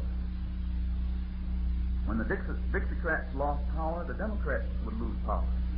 A Dixiecrat loss is a Democrat loss. Therefore, the two of them have to conspire with each other to stay in power. The Northern Dixiecrat puts all the blame on the Southern Dixiecrat. It's a con game, a giant political con game. The job of the Northern Democrat is to make the Negro think that he's our friend. He's always smiling and wagging his tail and telling us how much he can do for us if we vote for him. But at the same time, he's out in front telling us what he's going to do behind the door. He's in cahoots with the Southern Democrats, setting up the machinery to make sure that he'll never have to keep his promise. This is the conspiracy that our people have faced in this country for the past 100 years. And today you have a new generation of black people who have come on the scene, who have become disenchanted with the entire system, who have become disillusioned over the system, and who are ready now and willing to do something about it. So in my conclusion, in speaking about the black revolution, America today is at a time or in a day or at an hour when she's the first country on this earth who can actually have a bloodless revolution. In the past, revolutions have been bloody. Historically, you just don't have a peaceful revolution. Revolutions are bloody. Revolutions are violent. Revolutions cause bloodshed and death following their path. America is the only country in history in a position to bring about a revolution without violence and bloodshed. But America is not motivated to do so.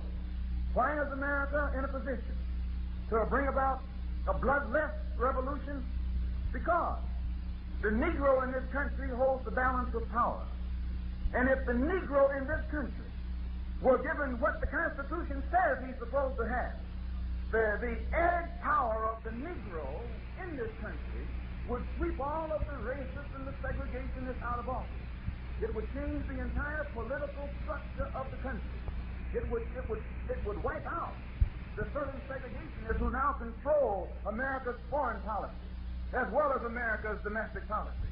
And the only way, without bloodshed, that this can be brought about is that the black man has to be given full use of the ballot in every one of the 50 states. But if the black man doesn't get the ballot, then you're going to be faced with another man who forgets the ballot and start using the bullet.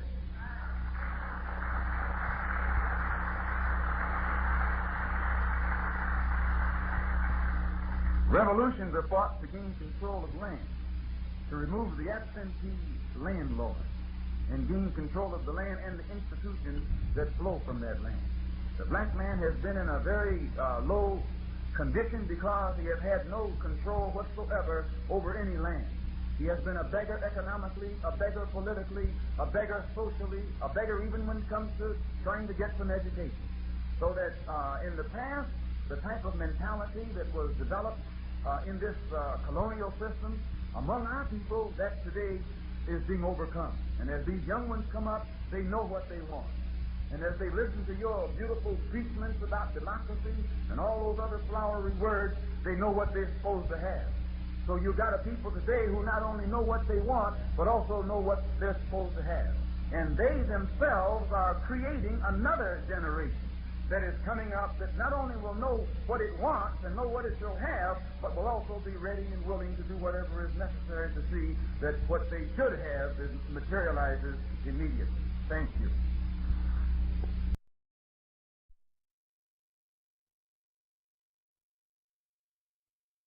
The Jews got together on the basis of being Jews.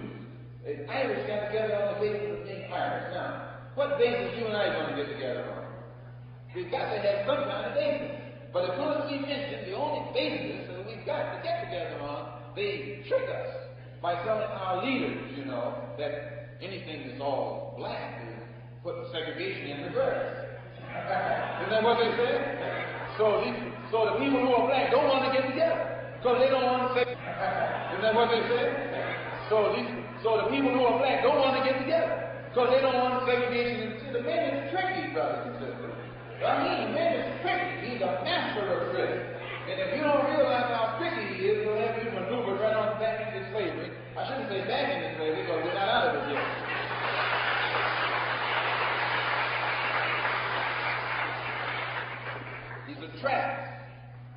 creates. If you speak in an angry way about what has happened to our people and what is happening to our people, what does he call it? Emotionalism. Pick up on that. Here's a man who's got a rope around his neck. Well, he's screaming, you know. If the cracker that's putting the rope around his neck accuses him of being emotional. You're supposed to have the rope around your neck and holler politely, you know. You're supposed to watch your diction, not shout and wake other people up. This is how you're supposed to holler. You're supposed to be respectable and responsible when you holler against what they're doing to you. And you got a lot of Afro-Americans who fall for that. They say, no, you can't do it like that. You got to be responsible. You got to be respectful. And you will always be a slave. As long as you're trying to be responsible and respectable in the eyesight of your master, you will remain a slave. Now, when you're in the eyesight of your master, you got to let him know you're irresponsible. And you will blow his irresponsible head.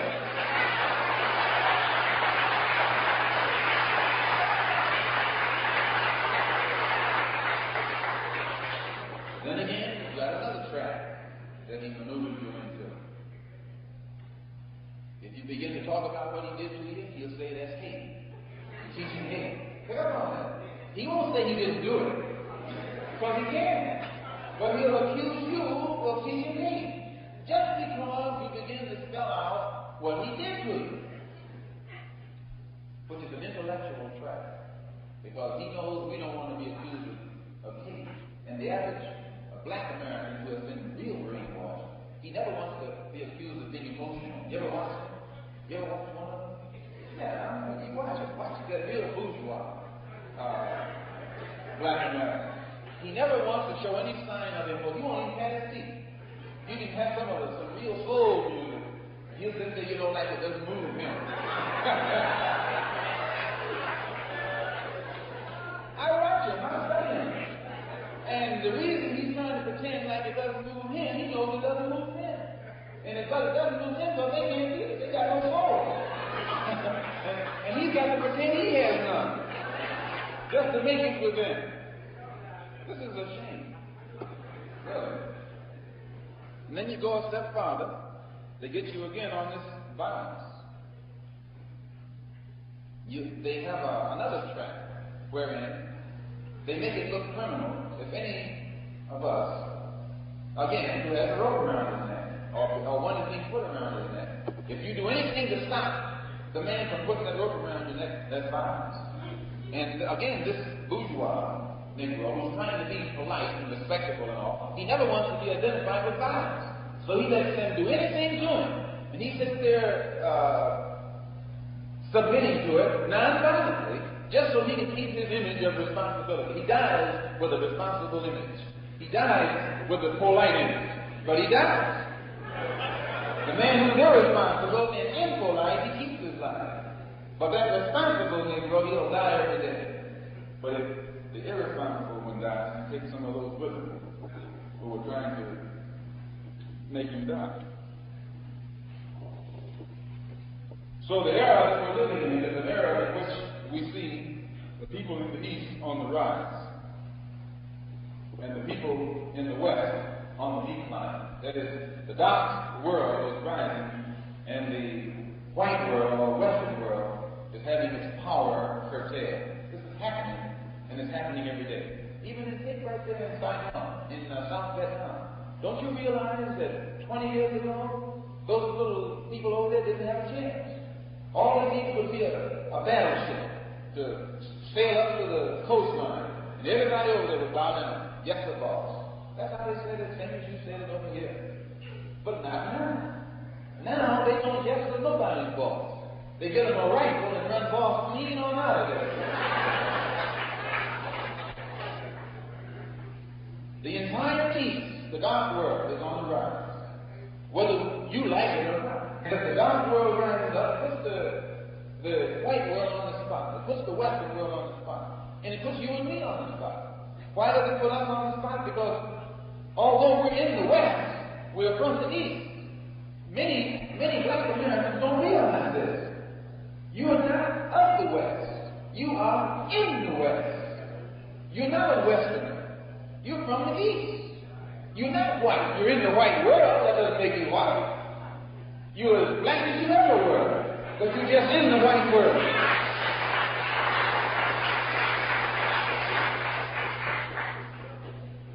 And next month they'll come up to show you another trick. They'll come at you and me next month with this Negro History Week, they call it. And during this week comes around once every year. And during this 1 week, they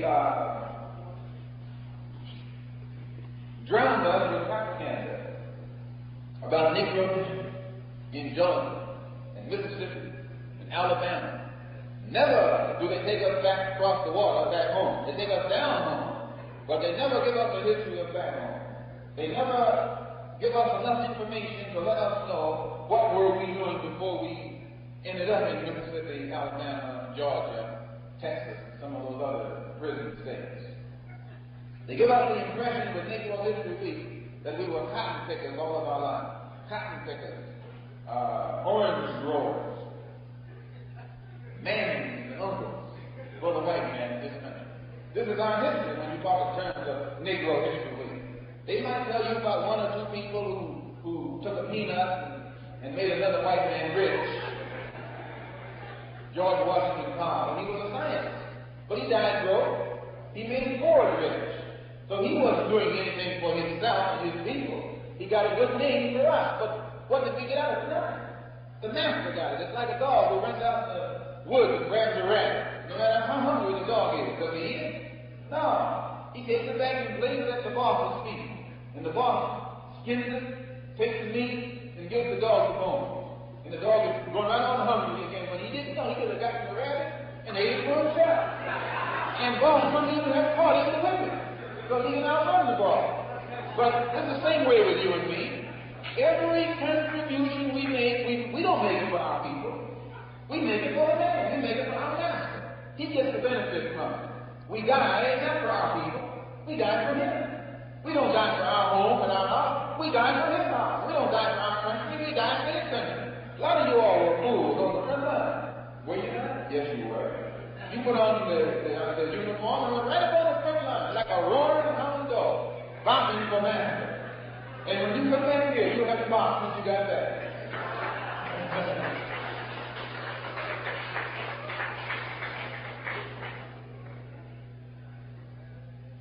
So Negro History Week reminds us of this. It doesn't remind us of past achievements, but it reminds us only of the achievements we made in the Western Hemisphere under the tutelage of the white man. So that whatever achievement that was made in the Western Hemisphere that the spotlight is put upon, this is the white man's shrewd way of taking credit for whatever we accomplished. But he never lets us know of an accomplishment that we made prior to being brought here. This is another trick. The worst trick of all is when he names us Negro and calls us Negro. And then when we call ourselves that, we end up tricking ourselves. As my brother Cassius was on the screen the other night talking with Les Grant about the word Negro. I wish he wouldn't have gone so fast, but he was in a position to have done a very good job. And but he was right in saying that we're not Negroes and have never been until we were brought here and made into that. We were scientifically produced by the white man. And whenever you see somebody who calls himself a Negro, he's a product of Western civilization. Not only Western civilization, but Western crime. The Negro, as he is called, or calls himself, in the West, is the best evidence that can be used against Western civilization today.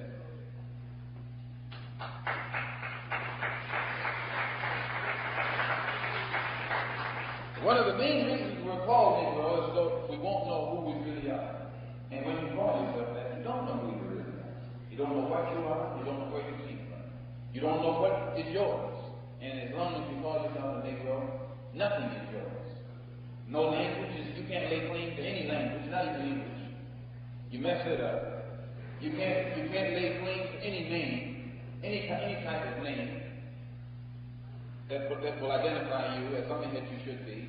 You can't lay claim to any culture as long as you use the word Negro to identify yourself. It attaches you to nothing. It doesn't even identify your color. If you talk about one of them, they call themselves white, don't they? Or they might call someone else Puerto Rican to identify them. Mind you how they do this. When they call him a Puerto Rican, they are giving him a better name. Because there is a place called Puerto Rico, you know. They at least let you know where he came from. So they'll say whites, Puerto Ricans, and Negroes. Pick up on that. That's a drag, brother. White is legitimate. It means that's what color they are. Puerto Rican tells you that there's something else, came somewhere else that they're here now. Negro doesn't tell you anything. I mean nothing. Absolutely nothing. What do you identify with? Tell me. Nothing. What do you attach it to? What do you attach with? Nothing. It's completely in the middle of nowhere. The man that won't let you and me have quality education facilities here in Holland. That man. Now, whoever he is, that's who I'm talking about. I have to talk about him like this, because if I talk about him any closer, they'll call me a racist. And I'm not a racist. I'm not against somebody because of their race, but I'm sure against them because of what they're doing. And if they're doing wrong, we should waste them. What by any means necessary. If you'll notice, as long as the blacks in the Congo were being slaughtered, mass scale, there was no outcry. But as soon as a few whites, the lives of a few whites were involved, the whole world became in an uproar. But what caused the world to become involved in an uproar? The press. The press made it appear that here, 2,000 lives, white people are being held hostage. And they started crying and big headlines, 80 of them were killed. Now the Africans didn't kill any of them. The brothers there in Sandyville didn't kill any of them until the paratroopers landed. If the paratroopers hadn't invaded their property, nobody would have been killed. They hadn't killed, and many people say that it wasn't the brothers in Sandyville that killed them. Those paratroopers and mercenaries, they started shooting at everybody. You think I'm speaking? I was in London last Sunday, and in the Daily Express, a white writer, and I must say white because if I don't specify that this is a white man writing this, you think that I wrote, or some black man wrote. Look what he says here in the Daily Express, which is a far from left newspaper, far from liberal. A dust, and it's written by some Walter Parkinson from Sandyville, just after the paratroopers had dropped, he says, a dust strike by cannon firing B-28, these are airplanes, flown by Cuban mercenaries. Think of it, hired killers from Cuba. Hired by whom? The Americans. All you living in our country that want to pay for the sins that it has committed.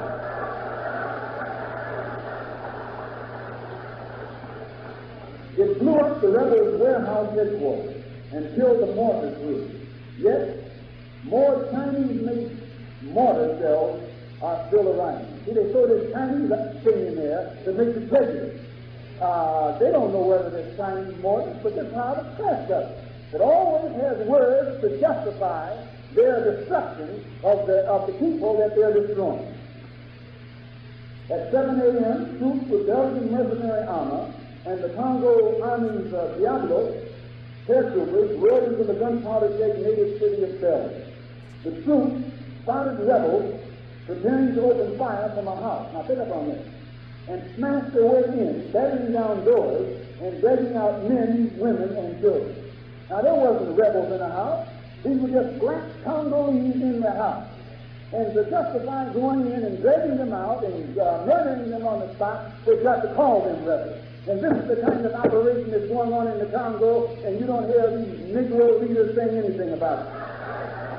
Now, I know you don't like me to use the word Negro, but when I use it in that sense, that's what I'm talking about. Negro leaders. Because that's what they are. Those aren't Afro-American leaders, those are Negro leaders. N-E-G-R capital O. A Belgian colonel snatched the camera from a distressed photographer and said, "You're both under house arrest, and we'll report you on the next plane." Why didn't he want picture taken? Both under house arrest, and we'll report you on the next plane. Why didn't he want picture taken? They didn't want picture taken of what they were doing. The column moved on, and by noon, 10,000 men, women, and children were crushed neck to neck under a blazing sun and ringed by Congo army troops armed with Tommy guns. To protect them from the sicker, happy Congo army, there were white head bandages around 10,000 heads. Around 10,000 heads. For this is a black and white strip. Think about it. Anyone without the bandage is shot. The bandage distinguishes those already screened or about to be given the treatment. And there are mounds of dead bodies everywhere to indicate those found wanted. Meaning any Congolese without the bandage around his head was shot on sight indiscriminately. And this is being written by a white reporter who is not pro-Congolese at all. He's just telling the story as it actually is. Mass murder, wholesale murder of black people by white people who are using some black mercenaries to also do it. Southern Commando's pet nigger, which is a little black goat. They had a little black, this white mercenary had a little black goat that he named nigger. Which is, what do they do? Anything black they name it nigger. They name you nigger, didn't they? Yeah. Now, I see one coming right now. Here comes my nigger. Dick Gregory. Hey, Dick. Come on up here. Come on up here.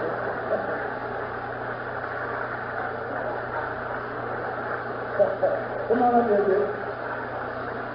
Come up here, Dick.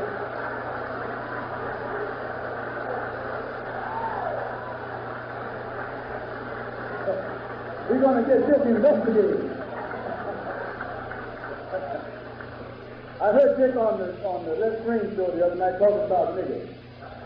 Say, Dick, look what he said there. All right, here's my name. Y'all take a good look at it. Come on, I'm going to get him investigated. Get him, brother. Don't let him get away. He's going to lose all his jobs now. You won't get another booking. You'll have to work in Harlem the rest of your life.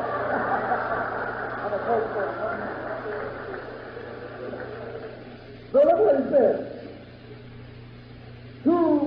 Today, two starving dogs seized the commando's pet nigger, a little black kid goat. When we got there, the nigger was dying. And John Peters shot him, and he turned away with tears in his eyes. Here's a white mercenary that had been killing so many Congolese, they had to stack him up. With no compassion at all, he shot him down. But as soon as his little black goat was bitten by some dogs, he cried. He had more feelings. This is a white man, an Englishman, had more feelings in his heart for a dead goat that was black than he had for all those facts of Congolese who look just like you and me and Dick Gregory. So I say, brothers and sisters, that it's not a case of worrying about what's going on in Africa before we get things straight over here, but it's a case of realizing that the Afro-American problem is not a Negro problem or an American problem, but it's a human problem. The problem for humanity.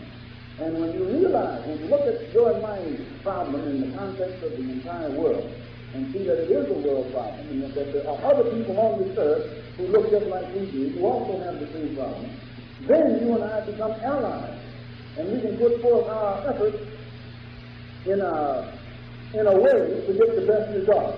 Now, many of you earlier, Dick, I told them that a friend of mine from Africa, who was a real dyed-in-the-wool proven revolutionary, was on his way here. And when you walked in, they thought I was talking about you. Well, Dick is. He wasn't the one I was talking about, but Dick is a revolutionary. And Dick is dyed-in-the-wool African. You don't want to be, but he is. I don't mean dyed-in-the-wool, I mean African. Dick is one of the foremost freedom fighters in this country. I think, yes.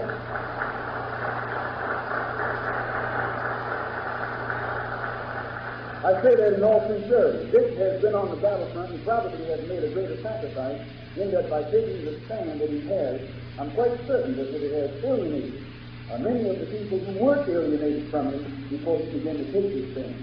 And whenever you see a person, a celebrity who is as widely known as he, and who is as skilled in his profession as Dick, and at the same time has access to almost unlimited bookings, which provides unlimited income, and he will jeopardize all of that in order to jump into the front lines of the battle, then you and I have to stand behind him. And yes,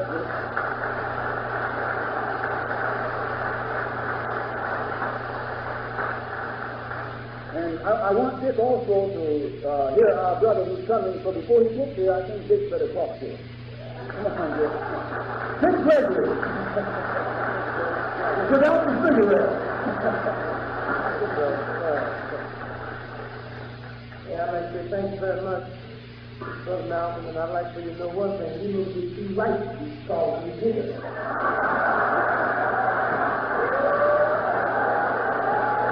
I don't play that.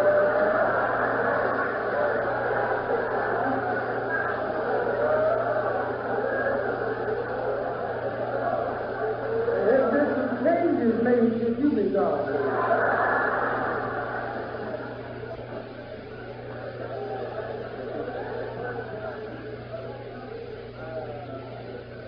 It sure is a pleasure being here. It sure is nice having you back home. Were you in town when you made the cover of the Saturday Evening Post? I'm hiding out, man. They had a picture of you in a zoot suit.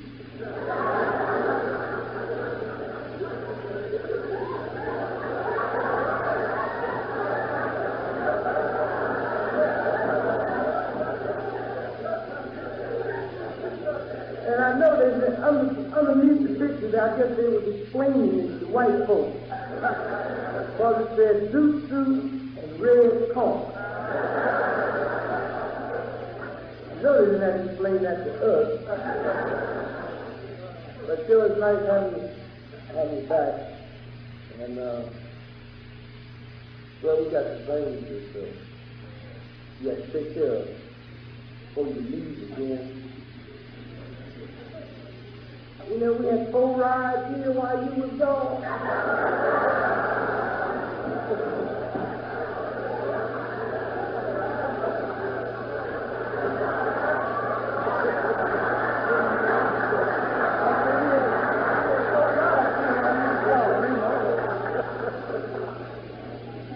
So I want you to be around here to do one Christmas night.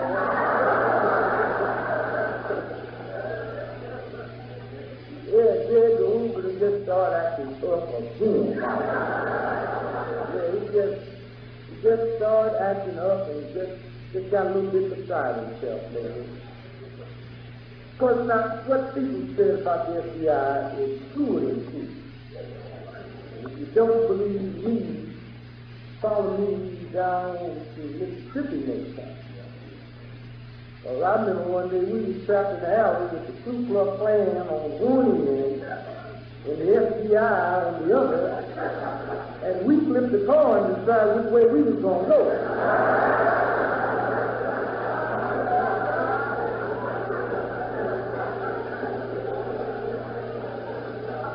Because I really don't feel sorry for colored folks with the FBI. I feel sorry for white folks with the FBI.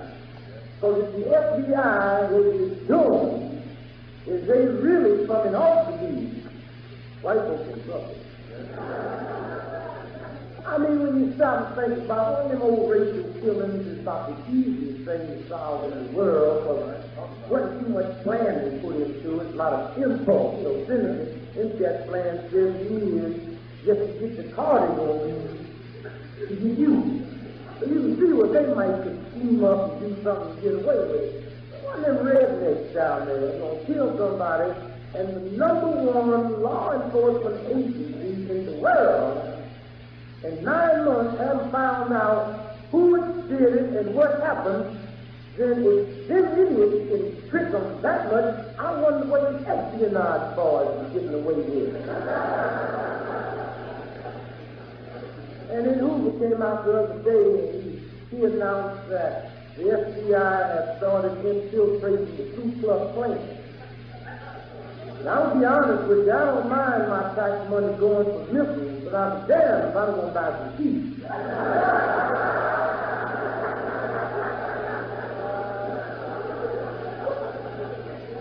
And when Hoover said he got his FBI agents infiltrating the Ku Klux Klan, all that really meant to me is he's paying them back, so the Ku Klux Klan had already infiltrated the FBI.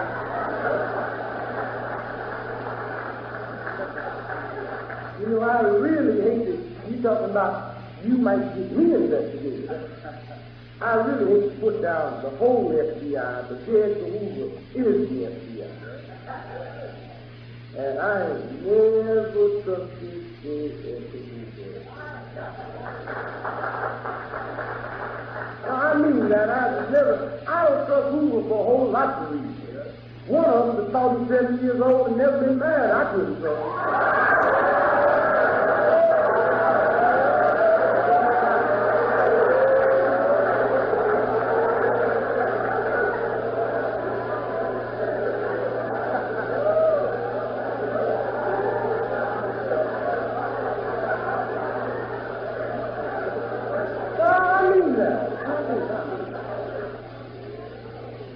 I mean, there's two cats I ain't never trusted, and that's J. Edgar Hoover and Billy Graham.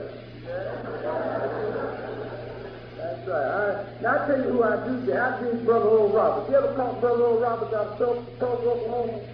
Any of the healers. Said you could touch the radio and touch the TV and heal folks. You ever seen it? He's something else, too, ain't it? That's it. I seen Brother Oral Roberts heal a humpback cat of dandruff one time.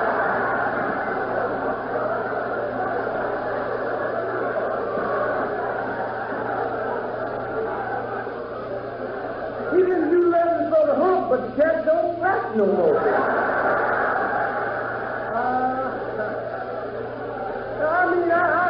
I think Brother Oral Roberts. Have you ever caught Brother Oral Roberts? Have you ever heard him when he say, touch the radio? Have you ever touched the radio? Did you feel different? That's right. Let me tell you how I happened to get introduced to Brother Oral Roberts. When I was young and used to smoke pot, and the cat got in behind me, and I rushed home and threw it in the back of the radio in the tube, you know, and forgot where I put it. And it was about 3 months later, I popped on the radio, and Brother Oral Roberts said, touch the radio and feel different, brother.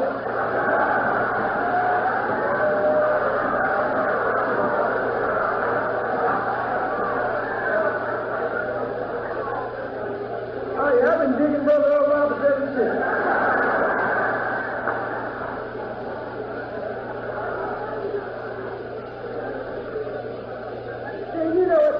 Let me tell you about this. Now, the FBI taps my phone.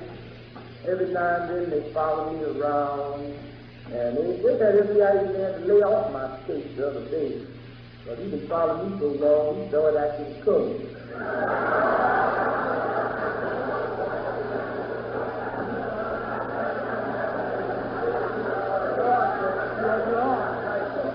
I mean, he walked into the biggest restaurant in town and ordered some shit. It really embarrassed me. Speaking of children, you don't know. I didn't know I thought I just got some words out of you over there that children were okay. Yeah, I'm going to demonstrate with you one of these days, but I'm sorry if I'm going to join up with you. I wouldn't give up that kid now.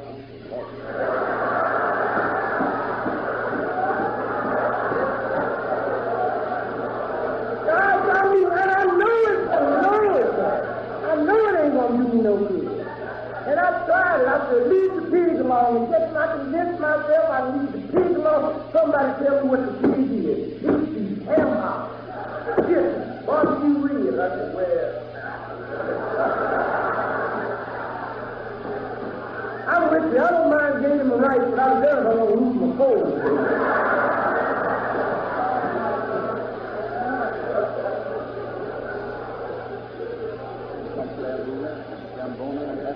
Well, keep on going. Keep on going. So we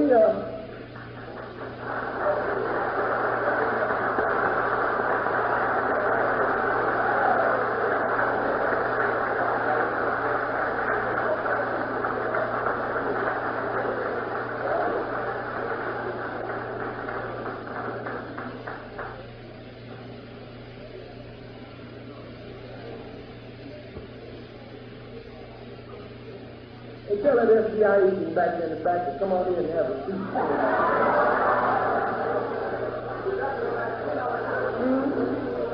Yeah, he's one.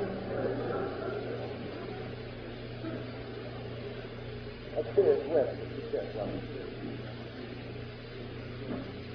So anyway, let me finish telling you about the FBI. If the FBI ever tapped your phone like they tapped mine, see, they didn't know. They were just wasting. See, the FBI wasn't used to tapping them colored folks' phones. Yeah, they came in with $10,000 worth of equipment to shoot up so they could tap my phone. And 2 days after they set all that equipment up, my phone got cut off.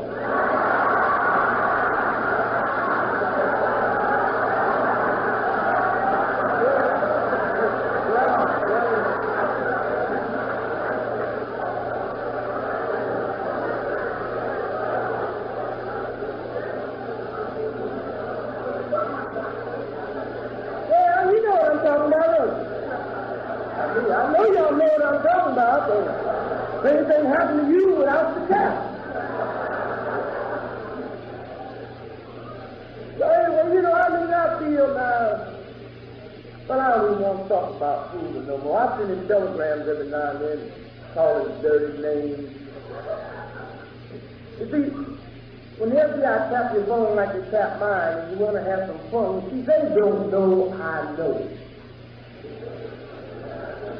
So can you imagine how much fun I can have with them when they got my phone tapped and they don't know I know they tapped it?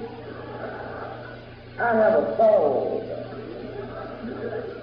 Yeah, and I mean they tap it too. Yeah, you know how I know they tap it? I got 4 FBI agents and got so rich, lazy, just tapping my phone, getting my numbers that I put in.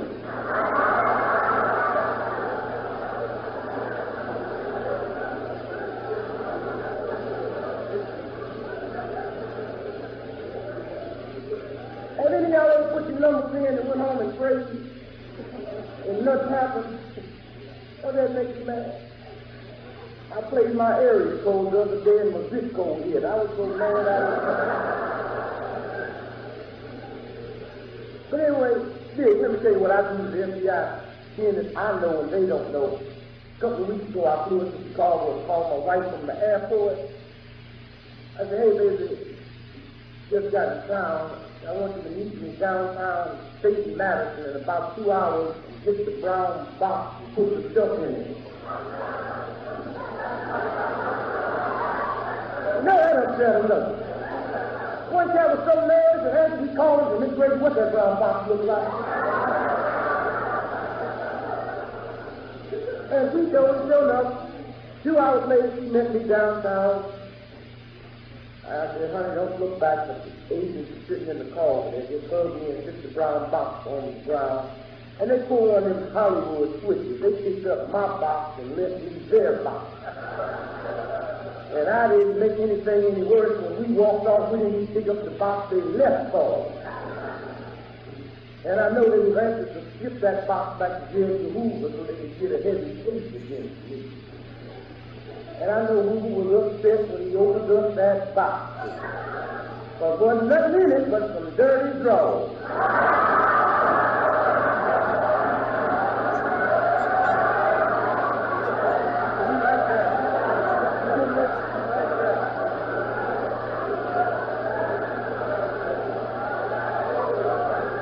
That's right, I had a big note pinned on them. Wash these and send them back to me.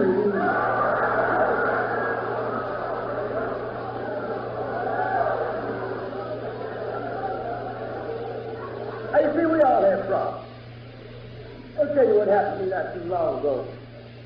Chicago, a couple of cops came and knocked on the door. I I walked down and said, who is it? He said, police department. I said, the whole department? He said, no, it's just two of us. I said, why do you say it was just two? So I put my little night latch on and opened the door about that much. I said, what do you want? He said, we have a search warrant to search your house. I looked at him and said, well, how do I know you the real police? Oh, that's upset. I said, if you don't open up this door, we gonna kick the door in. I said, yeah, I knew what you thought that you do this for me. But I got news for you. You can't see nothing through this little crack but my left hand. You don't know what I got in my right hand. Oh, he understood what I was talking about. The little one said, I thought you were supposed to be nonviolent. I said, I am nonviolent, but it's regional, baby.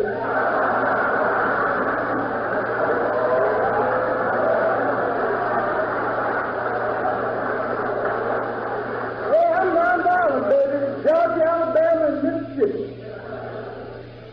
As Captain when I was down there in jail in Mississippi, when the sheriff walked up to me, he said, come here, nigga. And I said, yes, sir. He said, what would happen to me if I called you nigga in Chicago? And he could tell the way I was looking at him, he was getting hurt. And he standing there with his gun out trying to make me mad. He said, well, I don't understand you.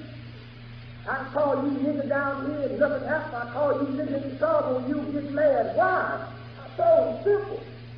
You call me nigga down here in Mississippi, that's my maiden name.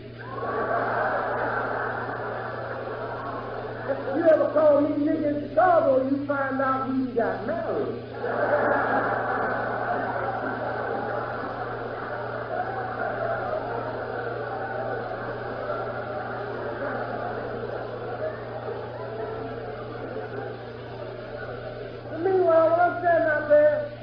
Explain to the cops that I don't know if they're the real police. Then he comes up with the bright idea. But I want to call the precinct. Check us out. I said, what precinct? The 46th precinct. And that's where he made his first mistake. Then he made a big mistake. How you going to tell me 46th precinct and didn't say Chicago? I can't do it. That you was Chicago cop. Tell me you supposed to be anyway. So I got on the phone and called New York City, 46th Precinct.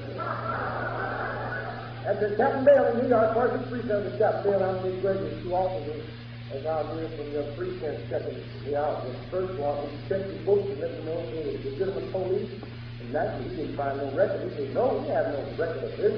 So I said, well, thank you very much. Appreciate it. And I hung up and called the FBI. Now, I didn't tell the FBI that I called New York. Yes, and on the Federal Bureau of Investigation, I said, you the FBI? They didn't like what you called them that. He said, yes.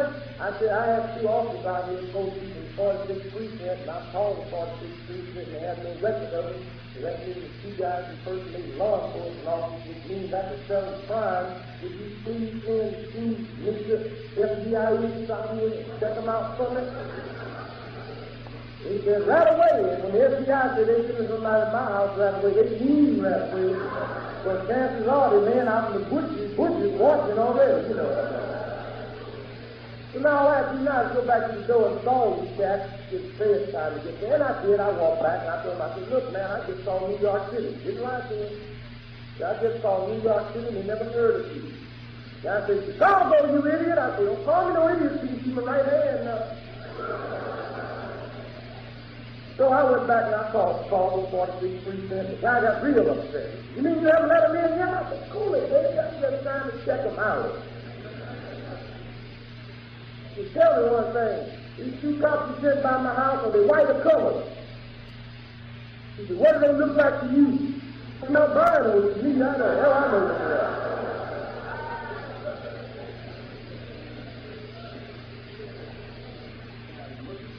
So, thanks very much. While I'm on the phone, now I hear the FBI coming up the stairs. So I run up to the cop and I say, okay, buddy, you're real police, but it is my legitimate right to read your search warrant before I let you in. that slipped through the door, and sure enough, it said they were looking for a little brown box that might contain narcotics. So I went and got them a little brown box and slipped it through the little strap. I said, now you can't come in my house because what you're looking for you have out there. And you never proved you got out my house, because I proved you never been in here.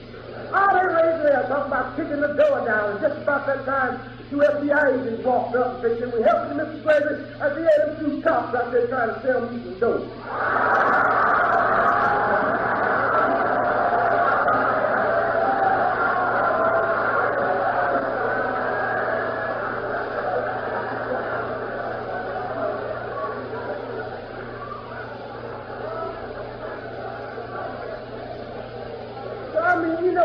It's just so much going on.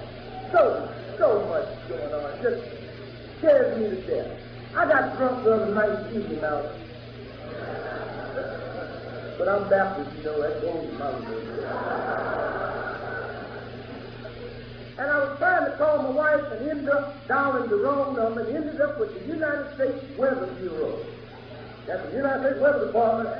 You know how busy these cats are this time of year. I tried to apologize. I said, I'm Dick Gregory. Before I could apologize, he said, Dick Gregory? I said, yes. He said, what you calling us for? We report the weather fair.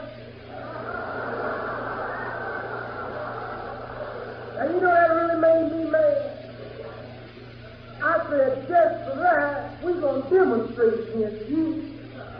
The guy said, how in the world are you going to demonstrate against the Weather Bureau? I said, simple. Out of all the tornadoes we've had this year and all the hurricanes